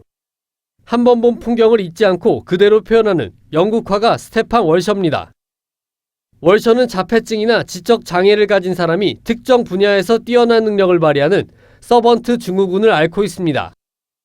그동안 전 세계를 여행하며 한 번 본 대도시를 그렸는데 실제 도시 모습과 월터의 그림은 거의 일치한다고 합니다. 건물이 뼈대만 남은 채 산산조각 났습니다. 어제 중국 산시성 병원 옆 다건물 폭발 사고로 14명이 숨지고 150여 명이 다쳤습니다. 중국 공안당국은 건물 지하의 폭약이 불법 보관돼 있었다는 증언을 확보하고 사고 원인을 조사 중입니다. TV조선 이태영입니다. 최순실 씨의 국정 개입 의혹과 관련해 정치부 강상구 차장과 함께 새로운 소식 짚어보겠습니다. 강 차장, 지금 오늘 나온 얘기 중에 저희가 또 보도한 동영상 외에도 가장 또 놀랄만한 소식은 최순실 씨가 박근혜 대통령의 지시를 받는 게 아니라 최 씨가 박 대통령에게 지시하는 구조다, 이런 보도가 있었죠. 네, 맞습니다. 이성환 전 미르재단 사무총장이 한겨레 신문 인터뷰에서 한 말인데요. 네. 충격적입니다. 최순실 씨가 대통령한테 이렇게 하라 저렇게 하라고 시키는 구조다. 대통령이 단독으로 결정할 수 있는 사안이 없다. 최 씨한테 물어보고 승인이 나야 가능한 거라고 보면 된다. 이게 한겨레 신문도 밝혔지만 이게 도저히 믿을 수가 없어서 보도를 하지 않고 있다가 지금 최순실 씨가 다음에 여러 가지 국정에 개입했다는 의혹이 나오고 또 최 씨의 이런 PC 얘기도 나오니까 그때서야 이제 보도했다는 거죠. 그렇죠. 그리고 이렇게 말한 그 이성환 전 사무총장마저도 통념에 맞지 않는 얘기다라고 스스로 얘기를 했죠. 정말로 도무지 믿을 수 없는 증언들입니다. 매일 30cm 두께의 대통령 보고자료. 대통령 보고자료 그 정도 됩니다. 30cm면 이 정도 됩니다. 이런 A4 용지가 이만큼 쌓여서 있는 거를 매일 받아보더라. 최 씨가 그거를 청와대로부터 받아왔다는 거죠. 정호성 비서관이 거의 매일 밤 사무실로 들고 오더라라고 전했습니다. 각계 전문가와 비선 모임을 하면서 국정 전반을 논의하더라고도 했고, 장관을 만들고 안 만들고가 이 비선 모임에서 결정됐다. 최순실 씨가 시키는 대로 사업 계획서를 만들어 올리면은 며칠 뒤에 토시 하나 바꾸지 않고 청와대 문건이 돼서 돌아오더라. 이런 얘기도 있습니다. 이건 정말로 사실이 아니길 그렇죠. 네. 이성환 전 사무총장의 아직까지는 이게 일방적인 주장이고 그리고 저희도 이게 정말 이럴 수 있을까? 지금 그런데 오늘 뭐 동영상이라든가 또 PC에서 나온 걸 보면 야, 이거 뭔가 박 대통령이 약점을 잡힌 거 아닌가 또 그런 생각도 지금 들고 있는 거죠. 사실 그런 얘기도 지금 나오고 있는 상황이죠. 근데 문재인 모임에는 차은택 씨도 항상 참석을 했다고 합니다. 적을 때는 2명, 많을 땐 5명까지 모였다는데 차은택 씨는 항상 참석을 했다고 해요. 고영태 씨도 자주 나왔다고 합니다. 네. 차은택 씨는 광고 감독 출신으로 미르 의혹의 핵심이고 고영태 씨도 펜싱 선수 출신으로 K스포츠 재단 관련 의혹의 핵심이죠. 대화 주제의 10% 정도만 미르나 K스포츠 관련이었고 나머지 90%는 개성공단 폐쇄를 비롯한 정부 정책 전반에 대한 얘기였다고 하는데 이 광고 감독하고 펜싱 선수 출신이 주요 멤버였다. 이 뭔가 좀 참 고개를 갸웃하게 하는 거죠. 네, 지금 개성공단 얘기를 했는데 이 박근혜 대통령의 그 가장 중요한 정책 중에 하나가 지금 북한 정책이고 개성공단 폐쇄인데 그 개성공단 폐쇄에 좀 더 관여했다. 지금 이런 어떤 다른 물증이나 근거도 좀 있습니까? 그게 방금 전 JTBC가 보도를 했습니다. 네. 2012년 12월 말 28일인데 박근혜 당시 당선인이 이명박 당시 현직 대통령하고 이제 처음으로 만나는 날이었어요. 오후 3시에 만났는데 오전 10시 56분에 최순실 씨가 그 문서를 읽었더라는 것이죠. 그리고 그 문서는 오전 5시가 채 안 된 시간에 최종 수정이 돼 있었고. 근데 오전 5시에 최종 수정이 된 다음에 10시 반쯤에 다른 문서를 하나 더 봐서 이것도 혹시 최순실 씨가 좀 손을 본 게 아니냐라는 의혹을 제기했는데 이 문제는 당선인과 대통령의 만남 이후에 이제 언론에 당시에 이제 대변인들이 브리핑을 했습니다마는 브리핑에서도 안 나온 얘기들이 있어요. 그만큼 민감한 얘기들이죠. 그러니까 이 내용이 근데 최순실 씨는 정확히 알고 있었다는 거죠. 거기 보면은 시나리오라고 해서 대통령 모두 말씀을 딱 만나면 카메라 앞에서는 이런 말씀을 하십시오라고 딱 써 있고 그다음에 현안 말씀이라고 해서 카메라 빠지고 대통령하고 둘만 나오면은 요런 거 물어보십시오라고 적혀 있는 게 있어요. 그런 질문 문항 중에 지금 남북 간에 어떤 접촉이 이루어지고 있습니까? 물론 비공개죠. 그리고 최근에 군과 북한이 비밀리에 3차례 접촉을 했다는 얘기를 들었는데 사실입니까? 이런 질문도 있어요. 이런 질문 사후 브리핑에도 안 나왔는데 이런 민감한 내용의 질문을 미리 사전에 봤다면 이 문건상으로 증거는 없지만 사후적으로 그럼 그 결과도 이명박 대통령의 대답도 최순실 씨는 받아보지 않았겠냐라는 의혹을 또 제기할 수 있는 마치 지금 나온 의혹들이 다 사실이라면 최순실 씨가 어떤 옛날 조선왕조 시대 무슨 상황 같은 역할을 하면서 이것저것 지시했다라는 이건 참 놀랄만한 그런 얘기인데 자 그러면 박근혜 대통령이 오늘 저희 TV조선이 특종으로 보도한 그 동영상에 보면은 여러 가지 해외 순방할 때 의상이라든가 이런 거에는 분명히 관여한 정황이 드러나는데 그러면 외교안보 업무에도 최순실 씨가 이런 관여한 그런 정황이 있는 겁니까? 외교안보에 이런 지금 말씀드린 것처럼 이런 질문 문항에 뭔가 수정의 흔적이 있을 수 있다면 결과에 대해서도 받아봤고 거기에 대해서 의견을 개진했을 정황은 있지만 거기에 대해서는 딱 부러진 증거는 없다. 다 지금까지의 상황인 것 같습니다. 네. 그리고 저희도 지금 민정수석과 관련된 인사에 최순실 씨가 개입했을 가능성, 그거를 근거를 가지고서 보도를 했는데 민정수석실 인사 말고도 지금 다른 인사에도 개입한 그런 정황들이 계속 나오고 있죠. 이것도 이제 방금 전 JTBC 보도인데 그 최순실 씨의 그 태블릿 PC 안에 그 홍보 SNS 본부 운영안이라는 문건이 또 있었어요. 거기서 보면은 그 본부장이 변추석 씨로 돼 있었는데 이 변추석 씨가 실제로 며칠 후에 인수위 홍보팀장으로 공식 발표가 된다는 거죠. 이건 뭔가 좀 인사에 영향을 미친 것이 아니냐 그랬고 또 역대 경호처장 현황이라는 제목의 문서도 있었는데 군 출신 경호실장들의 장점이 쭉 나열이 돼 있습니다. 그리고 실제로 첫 경호실장으로 군 출신을 임명했습니다. 이것도 뭔가 인사에 어떻게든 개입을 한 정황이 아니냐라는 의혹을 낼 수 있는 대목입니다. 알겠습니다. 계속 좀 저희도 취재가 필요한 것 같습니다. 자, 오늘 여기까지 듣도록 하겠습니다. 수고했습니다. 잠시 후에는 이번에 최순실 씨 동영상을 입수해서 또 보도한 이진동 사회부장 함께해서 관련 얘기 나눠보겠습니다. 잠시 후에 뵙겠습니다. 최순실 씨 모습 처음 공개합니다. 순방 일정표를 보며 대통령이 입을 옷을 모두 고른 증거를 확보했습니다. 문체부 김종 차관, 최순실의 현안을 보고하고 인사청탁도 했습니다. 최순실 관련 사무실에서 민정수석실 추천인과 조직도 문건을 입수했습니다. 청와대 인사개입 의혹이 나옵니다. 박 대통령, 청와대 문건 유출에 사과했습니다. 취임 전후 최순실의 도움을 받았다고 인정했습니다. 야당과 대선 주자들, 내각과 청와대 비서진 사퇴를 요구했습니다. 여당도 특검을 공론화하기 시작했습니다. 정유라, 독일 승마 훈련 보고는 거짓말이었습니다. 호화 별장 생활을 했습니다.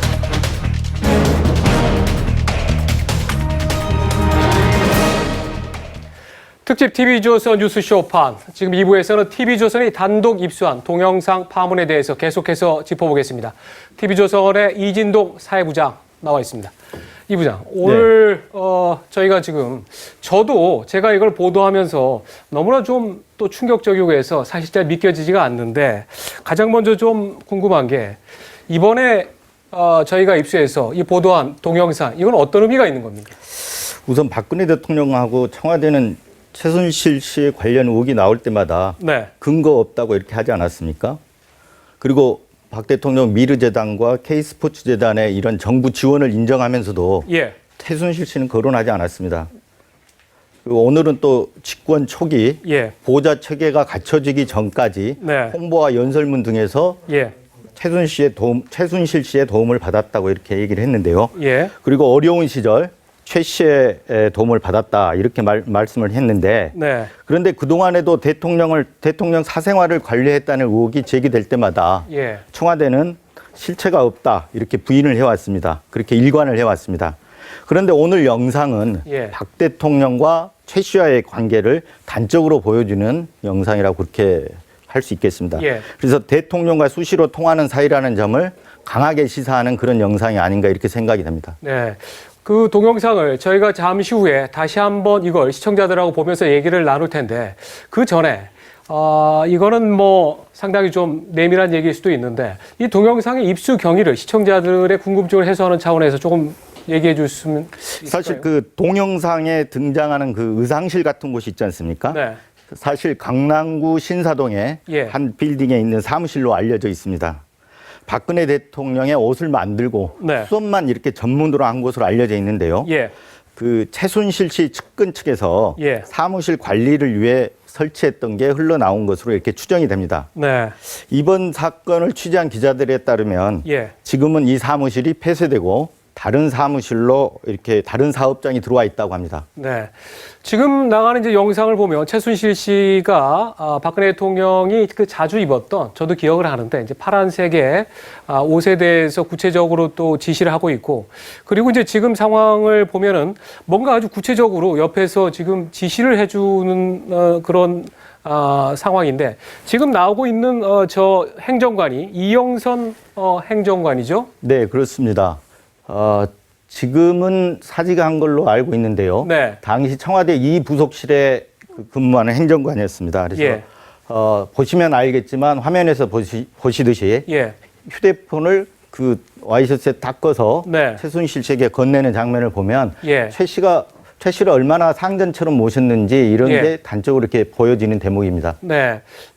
지금 관련 그 휴대폰을 좀 닦는 영상을 다시 한번 시청자들이 볼 수 있도록 준비를 좀 해줬으면 좋겠습니다. 그리고 또 윤전추 씨라고 원래 헬스 트레이너인데 사실 윤전추 씨가 들어갈 때부터 아니 청와대 행정관의 상급이면 상당히 높은 직책인데 어떻게 윤전추 씨가 저 사람이 들어갔지, 혹시 최순실 씨 관련된 거 아니냐라고 했는데 이번에도 조금 이따 영상에서 보겠습니다만은 상당히 그게 좀 사실로 드러난 것 같아요. 네, 그렇습니다. 저 보시면 알겠지만 윤전추 씨도 굉장히 그 최순실 씨의 심부름을 하는 듯한 그런 행동들을 하지 않습니까? 지시하면 지시하는 대로 이렇게 따르고 그러는데요. 원래 의혹 자체가 최순실 씨가 다니던 헬스장의 트레이너였다. 그래서 그 청와대에 특별 채용됐다. 맨 뒤에 있죠. 지금 나오는 최순실 씨 뒤에 있는 인물이죠. 네, 맞습니다. 그래서 그런 의혹이 제기됐었고 얼마 전 그 공직기강 비서관을 했던 조응천 의원은 윤전추 씨를 최순실 씨가 추천을 했다. 네. 이렇게 얘기하지 않았습니까? 예. 그런데 어느 정도 저 동영상을 보면 입증이 된 것이라고 이렇게 할 수 있겠습니다. 네. 자, 정치부에 또 배성규 부장 나와 있는데, 네. 배 부장. 지금 네. 이 동영상이 촬영된 시기를 TV조선이 확인해 보니까 2014년 11월입니다. 네. 그러니까 박근혜 대통령의 집권 2년 차인데, 네.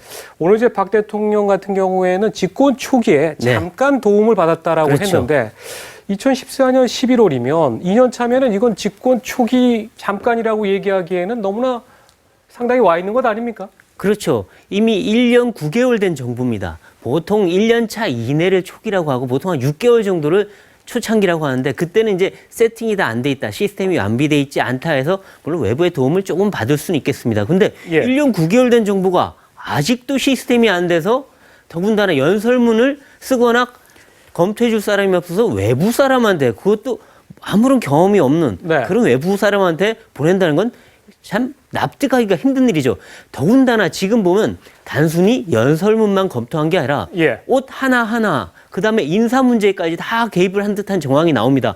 이거는 그냥 단순히 예. 연설문 검토시켰다 이런 정도가 아니라 국정 전반에 예. 1년 9개월, 2년 차 넘어서까지도 계속 개입을 한 거다. 이런 정황 증거가 될 수 있는 거죠. 특히 조금 전에도 이진동 부장하고 얘기를 했습니다마는 윤전추 행정관하고 다음에 이영선 행정관 같은 경우는 엄연히 네. 청와대에서 국민의 세금으로 돈을 받는데 이 두 행정관이 최순실 씨를 상점 모시듯이 하고 네. 조금 저는 다시 한번 그 휴대폰을 닦아서 네. 최순실 씨에게 주는 영상을 다시 한번 좀 봤으면 좋겠는데 그렇게 하는 거는 뭔가 국민들로서도 이건 납득하기 좀 어려운 것 아닙니까? 네. 이 청와대 행정관 하면 상급인데 청와대 행정관이 일반 부처 공무원들이나 바깥 사람들한테 얼마나 높아 보이는지 아마 청와대 출입해 본 사람들은 알 겁니다. 그래서 이 사람 상급 정도 되는 행정관들이 예. 누구 앞에서 이렇게 휴대폰 닦으면서 굽실거리는 거 모습 별로 보기 힘듭니다. 네. 아무래도 내부적인 어떤 파워맨한테나 하는 건데 이런 사람들이 이 최순실 씨한테는 정말 꾸벅꾸벅하면서 지시를 받는데 물론 옷을 준비한 사람하고 협조는 할 수 있어요. 협조하기 예. 위해서 갈 수는 있는데 이건 협조가 아니라 그냥 부하가 상감 모시듯이 지시받아서 예. 꾸벅꾸벅하는 이런 모습. 이거는 뭔가 청와대 그 소위 공무원들을 네. 최순실 씨가 자기 사족 부리듯이 한다. 이런 느낌을 준 거죠. 참 그래서 지금 이 진행하는 저도 그렇고 여기 나오는 이진동 부장도 그렇고 배성규 부장도 모두가 좀 씁쓸한데 한간에는 그래서 대한민국의 여성 대통령이 2명이냐 지금 이런 얘기까지 나오는 것 아닙니까? 네, 참 뭐 말하기도 입에 담기도 좀 거북한 말이긴 한데 그만큼 지금 보면은 박근혜 대통령이 그 최순실 씨가 뭔가 해놓은 각본대로 움직이는 것 같은 느낌. 그러니까 노랑 옷 입으라 그러면 노랑 옷 입고 빨간 옷 입으라면 빨간 옷 입고 이런 예. 식의 부분. 그 다음에 뭔가 이 본인이 쓰거나 아니면 정말 핵심 관료들이 써야 될 연설문을 뒤에서 이 사람이 써준 대로 한다. 예. 이런 느낌을 주니까 바로 여자 대통령이 한 명 더 있는 거 아니냐 이런 얘기가 나오는 거죠. 예. 자, 이진동 부장. 저희가 맨 처음에 이건 사실 지난 7월에 미르재단하고 다음에 청와대 안종범 수석하고의 그런 유착관계 그리고 청와대를 통해서 미르재단이 이런 500억 원 가까운 돈을 모금했다. 이런 정황을 저희가 처음 보도를 했는데 자, 이렇게 보도하도록 그 보도의 단서가 처음 잡힌 것은 어디였습니까? 그 2014년 말이죠. 네. 정윤회 게이트가 터졌을 당시에 예. 유명한 말이 있었지 않습니까? 박관청 경정에 권력 서열을 매겼지 않습니까? 권력 서열 1위 최순실, 네. 2위 정윤회, 3위 박근혜 대통령. 이렇게 권력 서열을 매겼다가 굉장히 많이 회자가 되지 않았습니까? 예.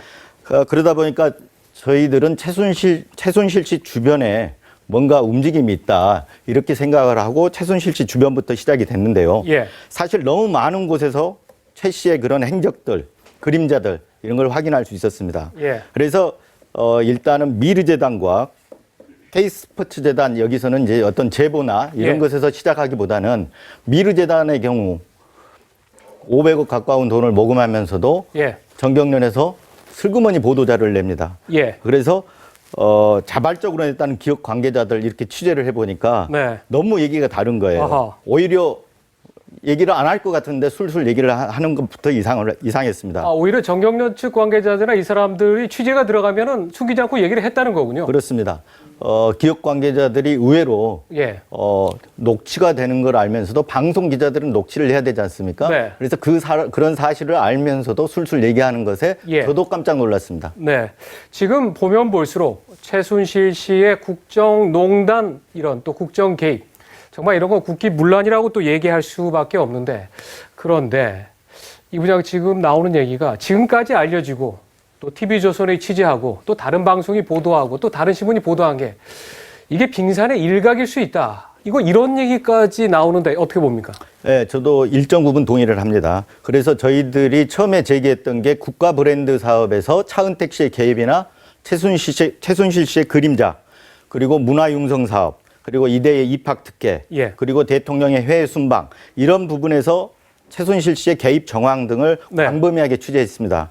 그런데 너무 방대하다 보니까 저희들도 상당히 역부족인 부분이 많았습니다. 예. 요즘은 조금씩 드러나고 있는데요. 앞으로 문화융합벨트라는 부분이 있습니다. 예. 여기 주변을 보면 최순실 씨하고 차은택 씨 주변 인물들이 상당히 많이 포진해 있습니다. 그래서 앞으로 이런 부분들에 대해서 취재할 게 굉장히 많고 예. 저는 이제 시작이라고 생각을 합니다. 예. 그리고 지금 오늘 TV조선이 사실 여러 가지 특종 보도를 했는데 그 중에 이제 하나가 그 시청자들이 최순실 씨가 말하는 거나 걸어가는 거나 이거는 이제 전혀 없었는데 최순실 씨가 독일에 이제 출국하는 그런 장면을 잡아서 보도하지 않았습니까? 네. 자, 최 씨를 그동안 포착하기 위해서 상당히 많은 기자들이 움직였는데 최 씨는 어떻게 또 포착을 했고 또 독일로 출국하는 그런 과정은 어떻게 좀 취재가 된 겁니까? 저희들이 미르재단 의혹을 보도한 게 7월 27일입니다. 네. 그러니까 그때까지는 재단 의혹이나 최순실 씨가 예. 언론에 전면 등장하기 전입니다. 네. 그래서 그 당시 저희들은 많은 의혹들을 가지고 예. 최 씨 집 앞에서 상당 기간 기다렸죠. 예. 기다려서 최순실 씨가 평상복으로 들어오는 것을 주차장에서 포착을 할 수 있었던 겁니다. 예. 그러면은 지금 최순실 씨를 추적하기 위해서 사회부의 민환 기자죠. 김태훈 기자가 지금 또 현재도 가 있는 그런 상황인데, 자, 최 씨가 보면은 독일을 또 벗어나지 못했다는 얘기도 그런 얘기도 있고 하는데, 지금 최 씨는 어디쯤에 있다고 지금 추정을 할 수 있습니까? 최 씨의 독일 출국설은 네. 한참 전부터 나왔습니다. 추석 전후 무렵부터 나왔는데요. 예. 그래서 저희들이 생각하기로는 상당 부분 일찍 예. 나간 게 아닌가 이렇게 생각이 되고요. 예. 그리고 현재는 검찰에서는 독일로 출국한 것까지만 확인을 했을 뿐 네. 머무르고 있는지에 대해서는 아직 확인이 안 된 상태입니다. 예. 그렇지만 지금 독일에 있는 유령 회사들을 이렇게 정리하는 단계로 봐서 네. 여전히 독일에 머물고 있지 않나 이렇게 추정을 하고 있습니다. 예.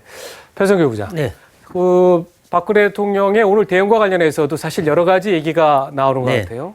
오늘 정확히 기억을 보면은 3시 45분에 네. 박근혜 대통령이 엠바고를 걸고서 네. 이걸 얘기를 하고 4시부터 언론사는 각기 보도할 수 있도록 그런 조치였는데 네. 상당히 좀 긴장이 되고 박근혜 대통령이 뭔가 좀 혁신적인 조치를 할 거라고 기대했는데 네. 그런데 뭔가 좀 이건 미진하다. 좀 기자로서 이런 감이 들었다. 그런 사람들이 많은 것 같아요. 네네. 일단 박 대통령이 그동안 대응은 상당히 늦게 나오는 편인데 오늘은 어쨌든 사과가 예. 한 20시간 만에 나온 걸로는 뭐 빠르다고 할 수는 있습니다. 평소의 대응에 비해서는. 그런데 내용이 약간 문제였어요. 예. 이게 입장 발표라고 했습니다. 사과 기자회견이 아니라 입장 예. 발표였고 그다음에 기자들의 질문에 아무런 답이 없이 그냥 일방적으로 한 2분 정도 말하고 나가버리셨거든요. 예. 그러다 보니까 이게 해명은 안 되고 오히려 의혹만 더 부추긴 거 아니냐 이런 얘기가 나오는데 그래서 그 연설문이 유출되는 거기에 대해서 그냥 내가 의견을 검토시켰다고 한 거지 그 외에는 아무런 게 아니라는 뜻으로 얘기했는데 예. 이것이 오히려 그 정치권이나 일반 국민들이 보기엔 오히려 의구심만 더 높였을 가능성이 있다 이렇게 보입니다. 야당에서는 당연히 여기에 대해서 특검을 하자 이렇게 얘기하는 거는 그건 뭐 충분히 이해할 만한데 그런데 지금 박근혜 대통령을 어떻게 보면 보호해야 할 여당에서 특검 가야 된다 이런 얘기가 지금 김용태 의원부터 해서 상당히 보면은 비주류를 중심으로 해서 확산되는 분위기 아닙니까? 네, 맞습니다. 지금 여당에서는 이 오늘 박 대통령의 해명이 충분치가 않았다 이것만 해갖고는 오히려 기름에 불에 기름을 붓는 격이 될 수도 있다. 이런 우려가 나오는 겁니다. 그래서 이 여당이 잘못하면 이 최순실 게이트에 늪에 빠져서 대선도 못 치러보는 거 아니냐. 이런 위기감이 큽니다. 그래서 이 최순실 문제는 빨리 그리고 그 진상을 정확하게 파헤쳐야 되겠다. 이런 얘기들이 비주류에서 나고 그래서 대통령에 대해서 검찰 수사는 믿을 수가 없으니 특검으로 가야 된다는 그 여론을 반영해서 한 것인데 이게 결국 우병우 수석이 있는 한 검찰 수사로는 안 된다는 여론이 계속 나올 것이기 때문에 그 여권이 먼저 고강도로 치고 나간 게 아니냐 이런 관측이 나옵니다. 자, 특검을 하기 위한 요건이 있을 텐데 지금 야당이 합치면 약 180석 가량 되기 때문에 특검을 지금 추진하거나 그러기에는 충분한 거 아닙니까? 네, 지금 보면은 이게 상설 특검입니다. 지금 그래서 법안을 새로 만들 필요가 없어요. 그러니까 바로 특검안을 내서 그게 본회의든 법사위든 처리하면 되는데 일단 이게 이 법사위에서 논란이 되겠지만 일단 숫자적으로 본다면 충분히 처리될 수 있는 부분이다. 그래서 만일 야당이 밀어붙이면 특검안이 될 수 있기 때문에 여당도 미리 막기보다는 먼저 지금 특검안을 얘기하고 있는 게 아닌가 생각이 듭니다. 오늘 보면은 박근혜 대통령의 탈당이 지금 거론되기 시작을 했어요. 그래서 한 신문에서는 박근혜 대통령 탈당과 관련된 기사도 좀 나오고 아마 내일 조간신문에도 상당히 이렇게 나올 가능성이 있는데 자, 배 부장은 그 가능성 어떻게 봅니까? 박 대통령은 탈당할 생각이 전혀 없을 겁니다. 박 전혀 대통령은 없다. 이 당은 본인이 만든 당이고 본인의 당이라고 생각하시는 분인데 문제는 역대 대통령 중에 본의에 의해서 나간 사람이 없고 다 당에서 쫓겨났습니다. 사실은. 근데 지금도 만일에 친박 진영이 우리가 정말 같이 죽겠다 싶으면 박 대통령한테 탈당 요구할 가능성이 있습니다. 이건 앞으로 검찰 수사와 박 청와대 대응에 달려 있습니다. 자, 이진동 부장. 지금 이제 검찰 같은 경우에 그동안에는 누가 봐도 형식적으로 이거는 하는 둥 마는 둥 하고 검찰 조사에 ABC라고 쓰는 압수수색도 미르와 K스포츠에 대해서는 이루어지지 않았는데 이제는 근데 상황이 뭔가 좀 달라졌다라고 판단을 하고 있는 겁니까? 어떻습니까? 검찰도 아마 그렇게 긴박하게 움직일 것으로 예상이 됩니다. 왜냐하면 정권 말기에 늘상 이런 권력 주변의 비리, 권력 주변 의혹 문제들이 생기면 검찰은 항상 어떤 명운을 거는 시점이 옵니다. 바로 지금이 그런 때가 아닌가 이렇게 생각이 되고요. 그동안에는 우병우 사단들에 의해서 검찰이 좌우가 됐다면 앞으로는 김수남 총장이 뭔가를 어떤 선택을 결단을 해야 될 상황이 된 겁니다. 그래서 지금 검찰이 긴박하게 움직이고 있지 않을까 이렇게 생각을 합니다. 김수남 총장 같은 경우에는 그동안 사실 어떻게 보면 모욕적이다 싶을 정도로 좀 실세가 아니다. 그런 얘기도 많았고 그리고 우병우 민정수석이 여전히 현직의 그런 자리에 있지 않습니까? 그래서 우병우 민정수석이 있는 한 수사가 과연 제대로 되겠느냐? 사실 저를 포함해서 많은 국민들이 그렇게 생각하는 거 아닌가 싶은데 어떻습니까? 정권 말기라는 점이 좀 감안이 돼야 될 것 같습니다.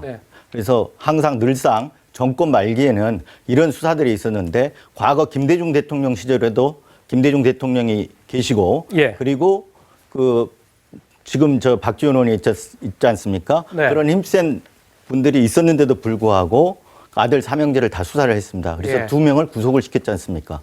그래서 이번 같은 경우도 우병우 수석이 버티고 있지만 과연 김수남 총장이 결단을 내리고 선택을 한다면 그렇게 검찰이 우병우 청와대 민정수석에게 휘둘리는 일은 이렇게 휘둘리지 않을 수도 있다고 봅니다. 이진동 부장 같은 경우에는 정말 검찰에서 베테랑 기자로 검찰의 법조계에 있는 사람이면 정말 누구나 다 인정하는 그런 또 검찰 통인데 어떻습니까?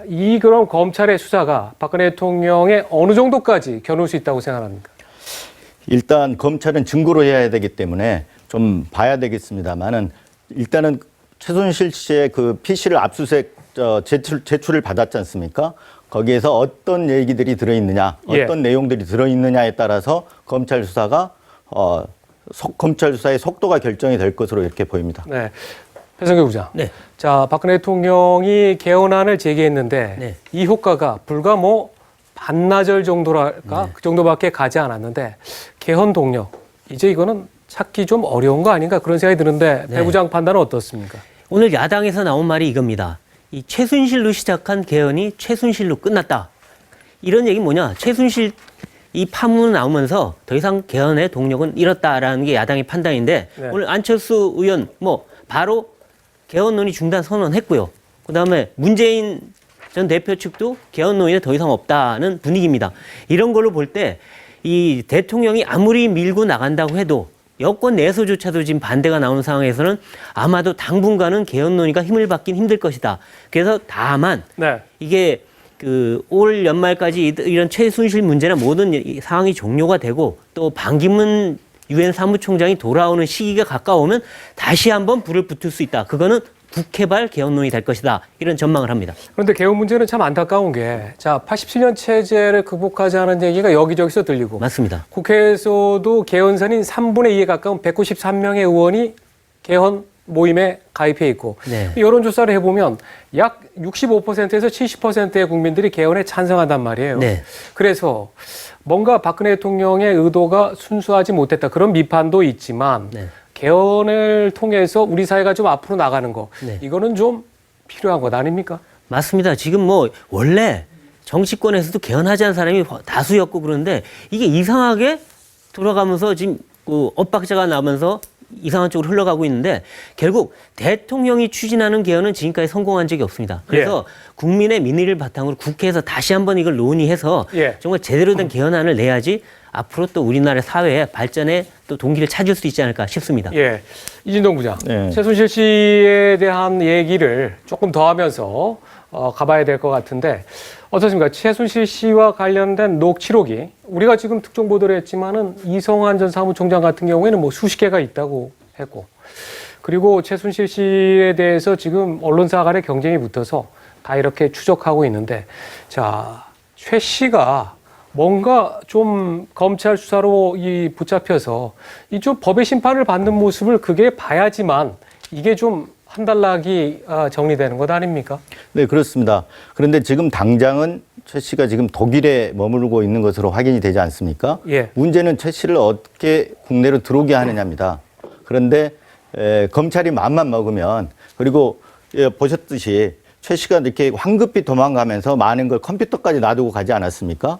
그런 점으로 볼 때 최 씨에게는 아직도 강남에 수많은 부동산과 재산들이 있습니다. 그리고 차은택 씨도 지금 중국 국내에 들어와 있다, 중국에 머물고 있다 이렇게 말이 많은데요. 설령 중국에 있다 하더라도 차은택 씨도 국내에서 업체를 운영하는 대표입니다. 그렇기 때문에 검찰이 마음만 먹으면 그 두 사람을 이렇게 데려오는 데는 큰 문제가 없지 않나 이렇게 생각이 됩니다. 그런데 보면은 국내에 뭔가 조직적으로 지금 최 씨하고 또 차은택 씨, 이 두 명 다 지금 핵심 인물인데 한국을 떠나 있는데 조직적으로 도와주고 뭔가 좀 도피하는 정보를 주고 지금 그런 세력이 또 분명히 어떻게 보면 또 공적인 기관에도 이거 있다고 좀 의심할 만한 것 아닙니까? 그동안의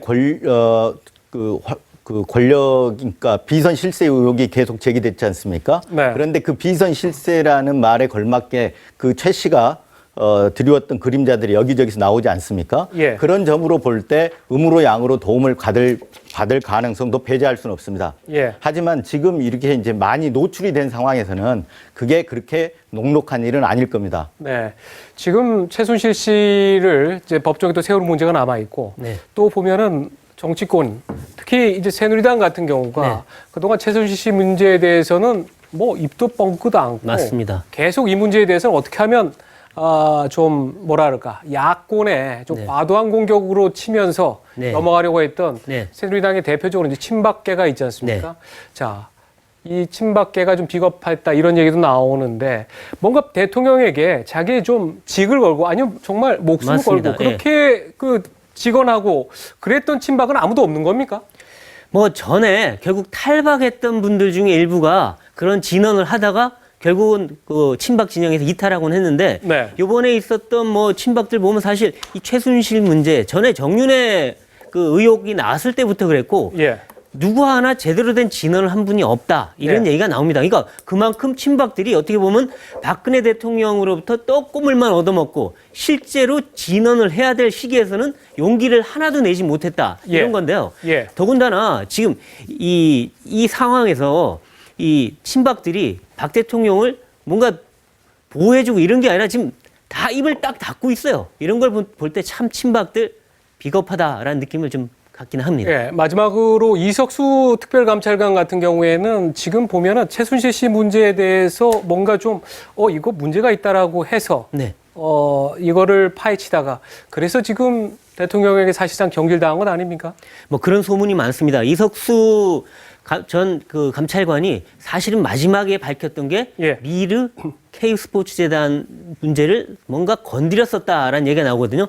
그건 뭐냐? 결국 최순실 씨를 봤다는 거죠. 그러니까 결국 청와대 주변에서 나온 얘기는 최순실 씨를 조금이라도 건드리려고 했거나 감찰했던 사람들은 다 날라갔다. 이게 벌써 조홍천 전 비서관부터 박관청 경정까지 지금 이석수 특별감찰관까지 이게 다 공통적인 얘기 아니냐 이런 얘기가 나오는데 참 이 청와대 내부에 감찰 시스템이 없었다는 게 참 안타까운 일입니다. 알겠습니다. 자, 오늘 이진동 부장 그리고 배성규 부장하고 함께했는데 오늘 여기까지 듣겠습니다. 고맙습니다. 계속해서 최순실 씨 의혹과 관련해서 이 파장과 전망을 짚어드리도록 하겠습니다. 초대 손님으로 이동관 전 청와대 홍보수석과 다음에 박정희 전 대통령의 가족의 치과 주치의셨죠. 양영태 박사 모시도록 하겠습니다. 어서 오십시오. 안녕하세요. 이동관 수석께서는 자리에 좀 앉으시고요.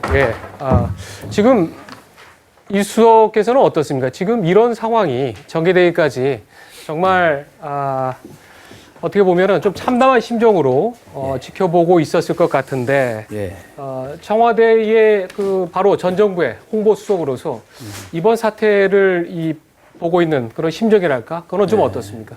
글쎄요, 뭐 조금 그 혹독하게 얘기를 하면 그 국가 운영 시스템이 몇십 년 전으로 후퇴한 것 같다 이런 그런 의미에서 이제 참담하달까요?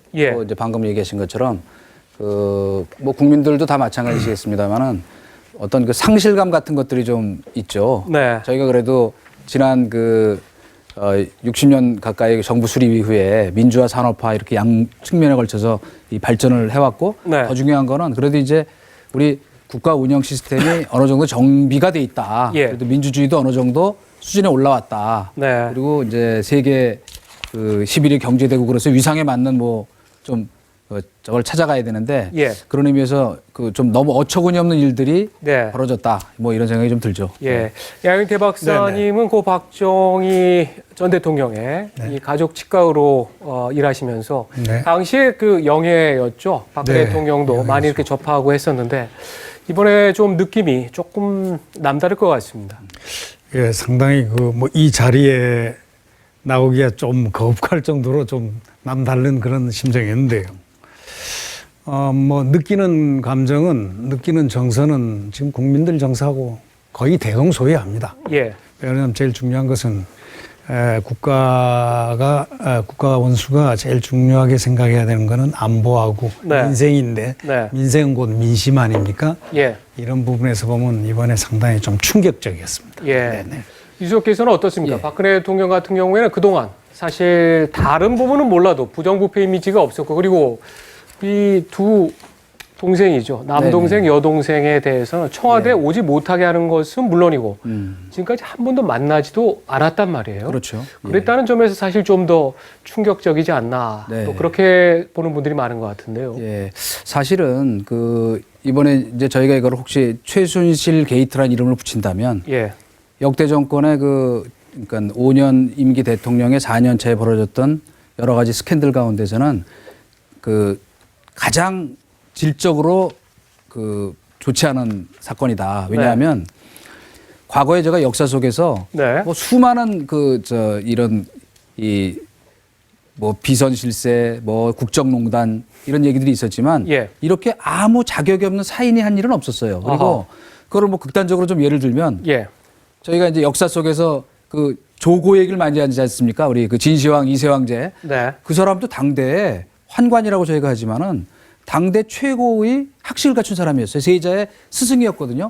그런 사람도 나중에 지로기마했다 그래가지고 역사에 남는 간신이 되는데 이거는 공과 사를 구별하는 것이 사실은 대통령 최고의 공직자이지 않습니까? 우선 모든 국정 운영을 하는 기본이에요. 근데 공사가 구별이 안 돼 있다는 건 오늘 좀 이따 얘기하겠지만 기자회견 하시는 가운데에서도 구별이 잘 안 되더라고요. 그죠? 왜 이 사람에게 도움을 받았는지 그리고 그것이 무엇이 문제인지 그리고 앞으로 어떻게 하겠는지에 대해서는 아무것도 없었거든요.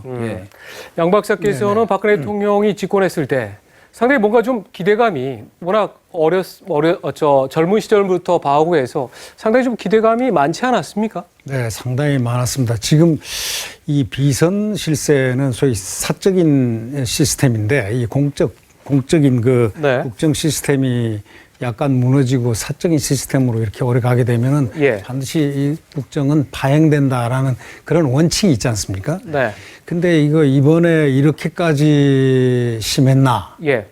또 이렇다면은 좀 다 털고 나가야 되지 않겠나? 네. 다 털고 나간다면 그 사과와 에 따른 또는 미흡한 그것을 갖다가 충전시킬 수 있는 보상시킬 수 있는 적어도 책임이라든가 대응, 대처 이런 부분들이 후속 조치들이라든가 이런 것이 빠른 시간에 이게 뒤따라야 되는데 과연 그것이 되겠는가 하는 기대를 한번 해봅니다. 네. 그런데 양 박사께서는 이 문제의 최순실 씨를 직접 만나본 적이 있다고요? 예, 제가 한국 미래연합 2002년도인데요. 미래연합에 그때 당대표 언론 특보를 한 적이 있었는데 그 당시에 언론 특보를 할 때 저쪽 구석에서 사무실 저 먼 그 구석에서 웬 보통의 여자 사무원인 줄 알고 이렇게 했더니 누군가가 양반이 정윤회 비서실장의 부인이다.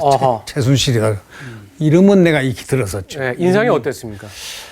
인상은 그렇게 썩 좋은 제가 느끼기에는 썩 좋은 그것이 아니고 그냥 보통 그냥 하나의 그 여사무 직원 정도로 어떤 느낌을 받았는데 그 느낌은 위세가 조금 있더라고요. 그걸 느꼈습니다. 이수석께서도 이제 정치부 기자를 굉장히 오래 하시지 않았습니까? 또 동아일보의 정치부장도 하시고 또 논설위원도 하고 그러면서 저희는 이제 친박계라고 하죠. 박근혜 캠프의 그 사람들하고도 사실 청와대에 들어가기 전까지 오랫동안 또 알고 지냈는데 어떻습니까? 최순실이라는 여자에 대해서는 그 전부터 계속 좀 얘기를 들어보지 않았습니까? 그러니까 이번 이른바 게이트라고 할까 스캔들이라고 할까 하는 거에 지금 결론은 그동안 수많은 소문들이 무성했잖아요. 그죠? 근데 그 퍼즐이 한꺼번에 이렇게 맞춰져 가는 느낌. 예를 들면 어떻게 권력 1위란 말이 나왔을까? 그다음에 그 저간에도 어딘가에 비선 싱크탱크가 있는 거 아니냐는 그 논란이 계속 있었어요. 그러니까 이번에 이제 이성환 씨인가요? 미르재단 사무총장이라는 사람이 아직까지는 진위를 알 수는 없지만은 폭로한 거에 따르면은 2명에서 5명 정도 되는 사람이 매일 모여서 중요 현안을 논의했고 또 거의 매일이다시피 30cm 되는 청와대 보고 수석들이 보고한 문건을 정호성 메시 담당하는 비서관이 들고 와서 심하게 보고했다 이 말 아닙니까? 그리고 자기네가 어떤 안건으로 이거를 추진하자고 하면 그것이 청와대 결정사항으로 바로 내려오더라. 근데 지금 청와대에 계신 분의 입장으로 있을 수 없는 일이죠. 그런 일이 어디 있겠습니까? 더구나 아까도 저희가 모두 얘기했지만 저희가 그래도 세계 11위의 경제대국인데 대통령도 강조하셨지만은 근데 과거에 보면은 선거 대선 과정에서도 이런 얘기들이 많이 있었어요. 김종인 의원이나 이런 분들 대표 말씀드리면은 어느 날 갑자기 중요한 결정이 뒤집어지는데 전혀 알 수 없는 데서 뭔가가 맥락을 모르겠다. 전달됐다는 느낌을 받았다. 예를 들어서 인혁당 사건 관련 코멘트라든가 입장 정리 아니면 어느 날 갑자기 경제민주화 쭉 주장해 오다가 그것이 뒤집혔는데 도대체 어디서 온 얘기인지를 모르겠더라. 그러니까 그동안에도 이런 비선 실세 조언 그룹이 있다고 하는 추측이 있었던 거죠. 짐작이 있었던 것인데 진짜 뭐가 있긴 있었구나 하는 것을 이번에 한 번 더 확인해 준 것 아니냐. 근데 그거는 두말할 나위도 없이 저희가 과거에도 보면 대통령 아들이 국정농단 했다, 아들들이 했다, 누가 했다 하는 얘기가 많았지만 그 가운데서 이렇게 구체적이고 이렇게 아주 적나라하게 드러난 일이 없었다는 점에서 진짜 국민들한테 큰 충격을 준 거죠. 이런 시스템 자체가 무너진 것 자체에 대해서도 크게 실망하는 국민들이 많은데 그런데 어떻습니까? 홍보수로서 사실 대통령이 얘기하거나 또 밖으로 나가야 될 거에 대해서는 모든 걸 아마 또 함께 보고 의논을 했을 텐데 오늘 박근혜 대통령의 사과 어떻게 평가합니까?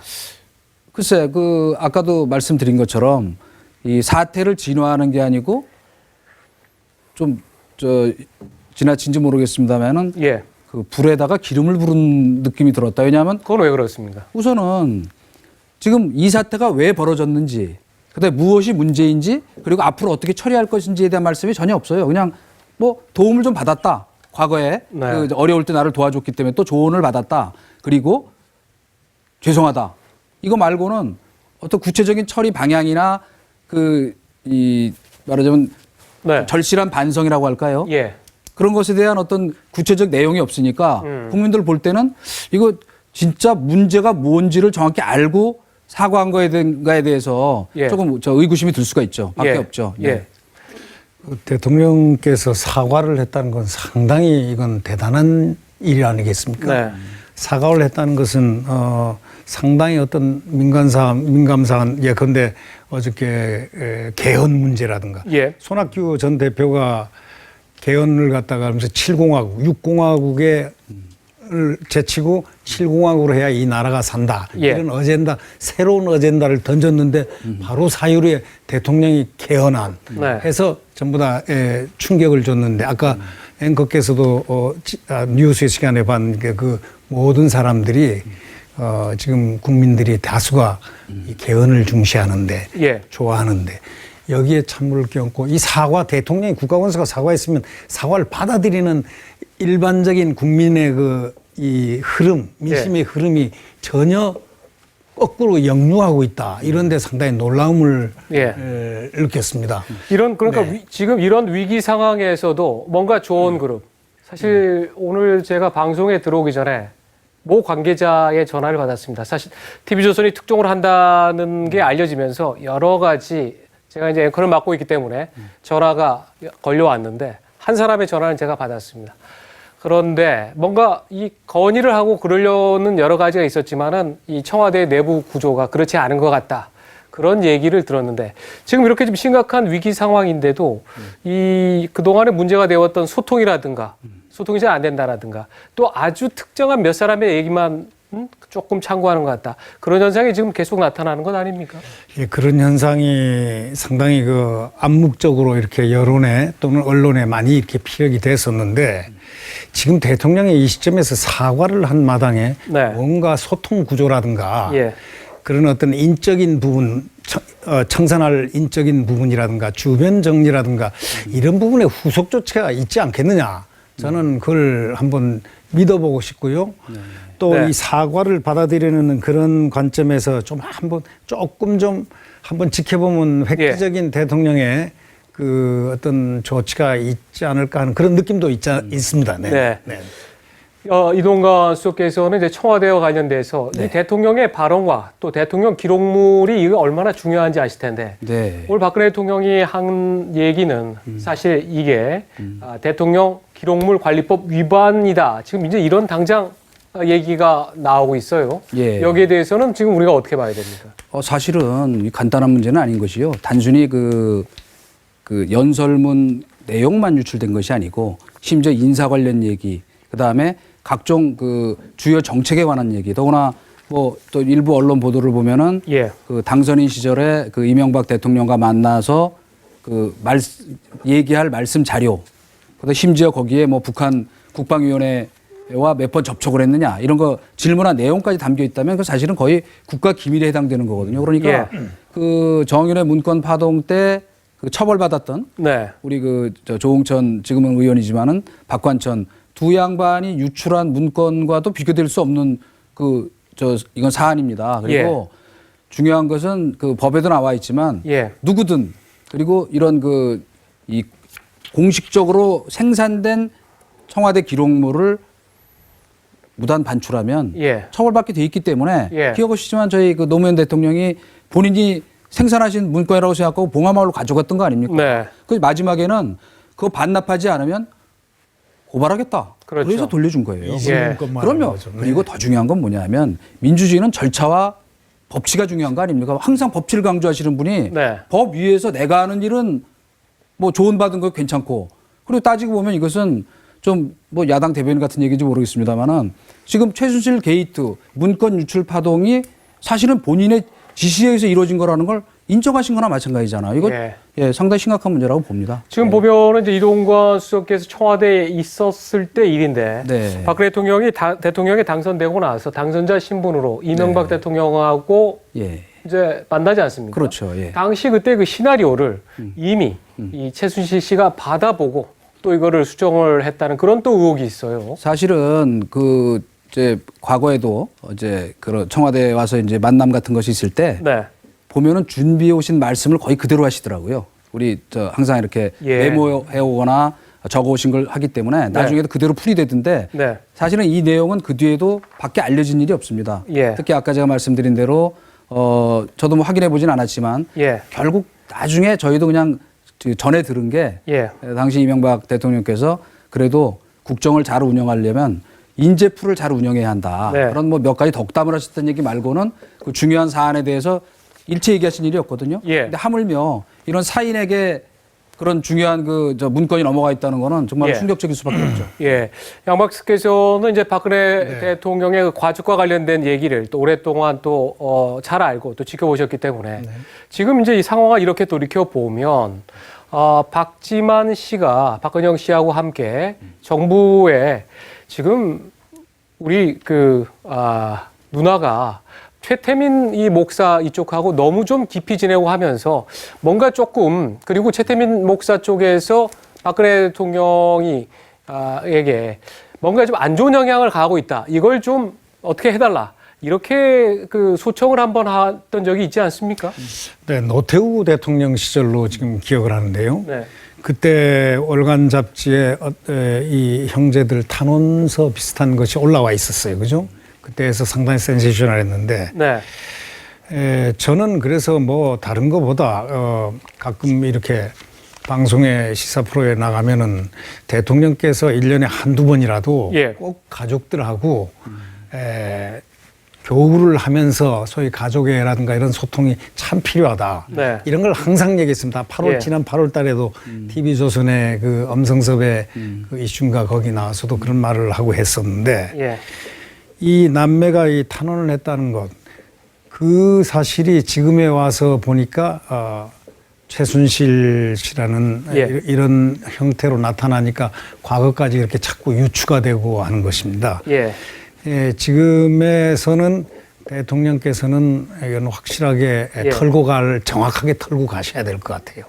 이 대통령께서는 원래 정면 돌파하는 그런 스타일이기 때문에 뭐 제가 알기로는 과거에 뭐 지금은 잘 모르겠습니다만은 정면 돌파하고 솔직담백하신 분이기 때문에 바르게 모든 것을 갖다 과정 또는 대책, 대응 모든 것을 갖다 책임 이런 부분들을 갖다 깨끗하게 털고 나가셔야 앞으로 1년 5개월을 갖다가 어떤 야권의 그 정쟁으로부터 헤어날 수 있고 국가의 목표, 그분이 그 안보라든가 민생이라든가 이런 부분에 마지막 레임덕에 정말 나쁜 레임덕에 걸리지 않고 어떤 정상적인 레임덕에 가면서 국가 원수로서의 역할을 할 수 있을 것이다. 저는 지금 말씀을 잘해 주셨는데 TV조선 앵커로서 분명히 시청자들에게 얘기하고 싶은 것은 박근혜 대통령이 불행해지는 것을 정말 바라지 않고 박근혜 대통령이 남은 기간 동안에 지금 이런 난국을 수습을 해서 정말 훌륭한 대통령이 되기를 이건 정말 TV조선을 대표해서 말씀드린다고도 분명히 할 수가 있는데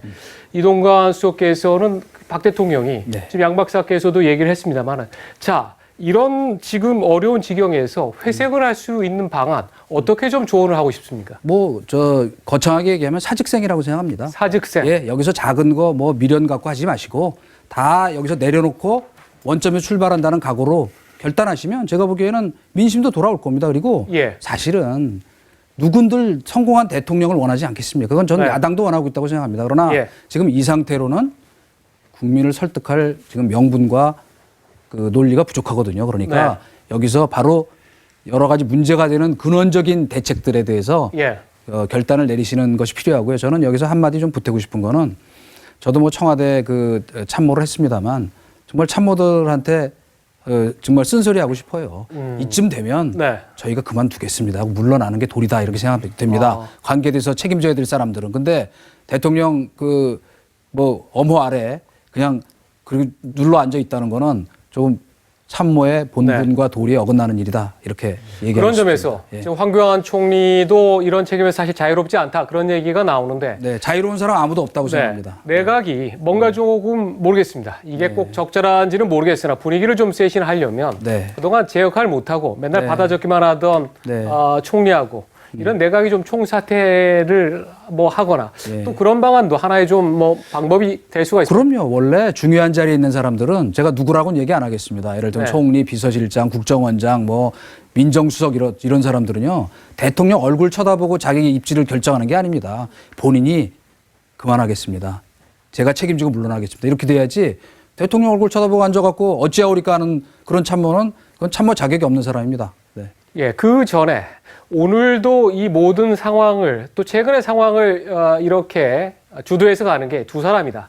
한 명은 우병우 민정수석이고 또 다른 사람 김성호 홍보수석이라는 얘기가 있는데 김성호 홍보수석은 조금 뭐 차치하더라도 우병우 수석에 대해서는 이제 이 지경까지 됐는데 더 이상 끌고 가기는 좀 어렵게 된 것 아닙니까? 사실은 뭐 저도 홍보수석을 했기 때문에 편을 드는 게 아니고 이런 상황에서 사실은 홍보수석이 할 수 있는 역할이라는 건 제한돼 있다고 보고요.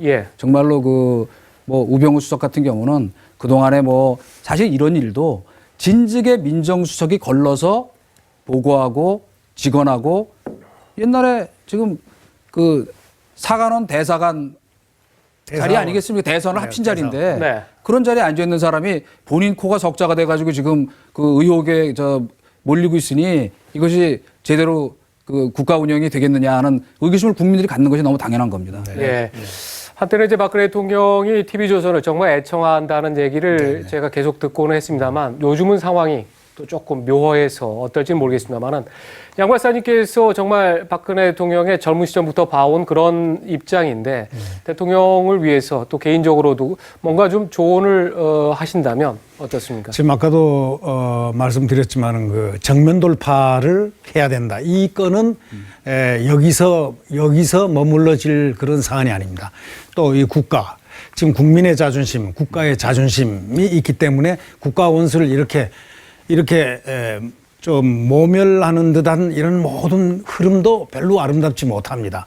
그렇기 때문에 대통령이 지금 민심의 흐름에는 이제 아셨기 때문에 심각함을 알았기 때문에 여기 사과를 20시간 만에 하셨는데 이왕 사과하는 것, 이 철저하게 새로운 쇄신의 감정으로 모든 그 인적인 시스템을 다 바꾸고 그리고 국가 어떤 권력이라든가 국가의 그 오소리티 이걸 갖다 명백하게 그걸 세울 수 있는 그런 쇄신한 작업에 들어가 줬으면 하는 그런 바람입니다. 알겠습니다. 다들 마음이 좀 편치 않은 심경으로 오늘 얘기를 나누는데 오늘 여기까지 듣도록 하겠습니다. 자, 고맙습니다. 감사합니다.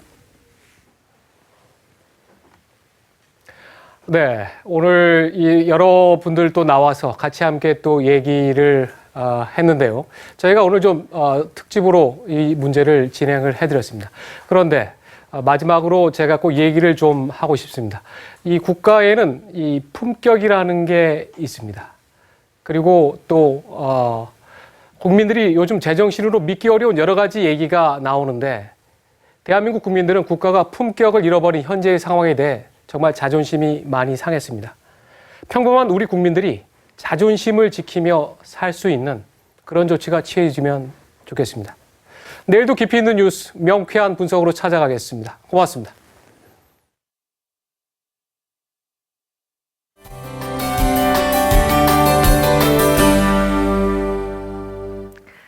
네, 10월의 끝자락에 접어들면서 공기도 더 쌀쌀해지고 있습니다. 오늘 낮 최고 기온 곳곳이 20도를 밑돌았는데요. 내일도 오늘과 비슷한 수준의 기온 예상됩니다. 비는 전남 남해안과 제주에 예상이 되는데요. 오후에 조금 내리겠습니다. 오늘은 하늘이 맑고 공기 상태가 좋은 편이었는데요. 내일은 서울, 경기, 또 충청, 전북 지역에 미세먼지 농도가 일시적으로 높아질 것으로 보입니다. 지역별 내일 날씨입니다. 아침 기온 서울이 11도로 시작하겠고 춘천의 낮 기온이 18도까지 오르겠습니다. 남부 내륙은 아침에 한 자릿수로 떨어지는 곳이 있겠고요. 낮 기온은 곳곳이 20도를 웃돌겠습니다. 오늘이 독도의 날이죠. 독도는 내일 바람이 다소 강하게 불겠습니다. 바다의 물결은 전 해상에서 최고 2.5m까지 일겠습니다. 금요일에 충청 이남 지역에 비가 지난 뒤 주말에 날이 더 추워집니다. 나들이 계획 세우실 때 참고하시기 바랍니다. 날씨였습니다.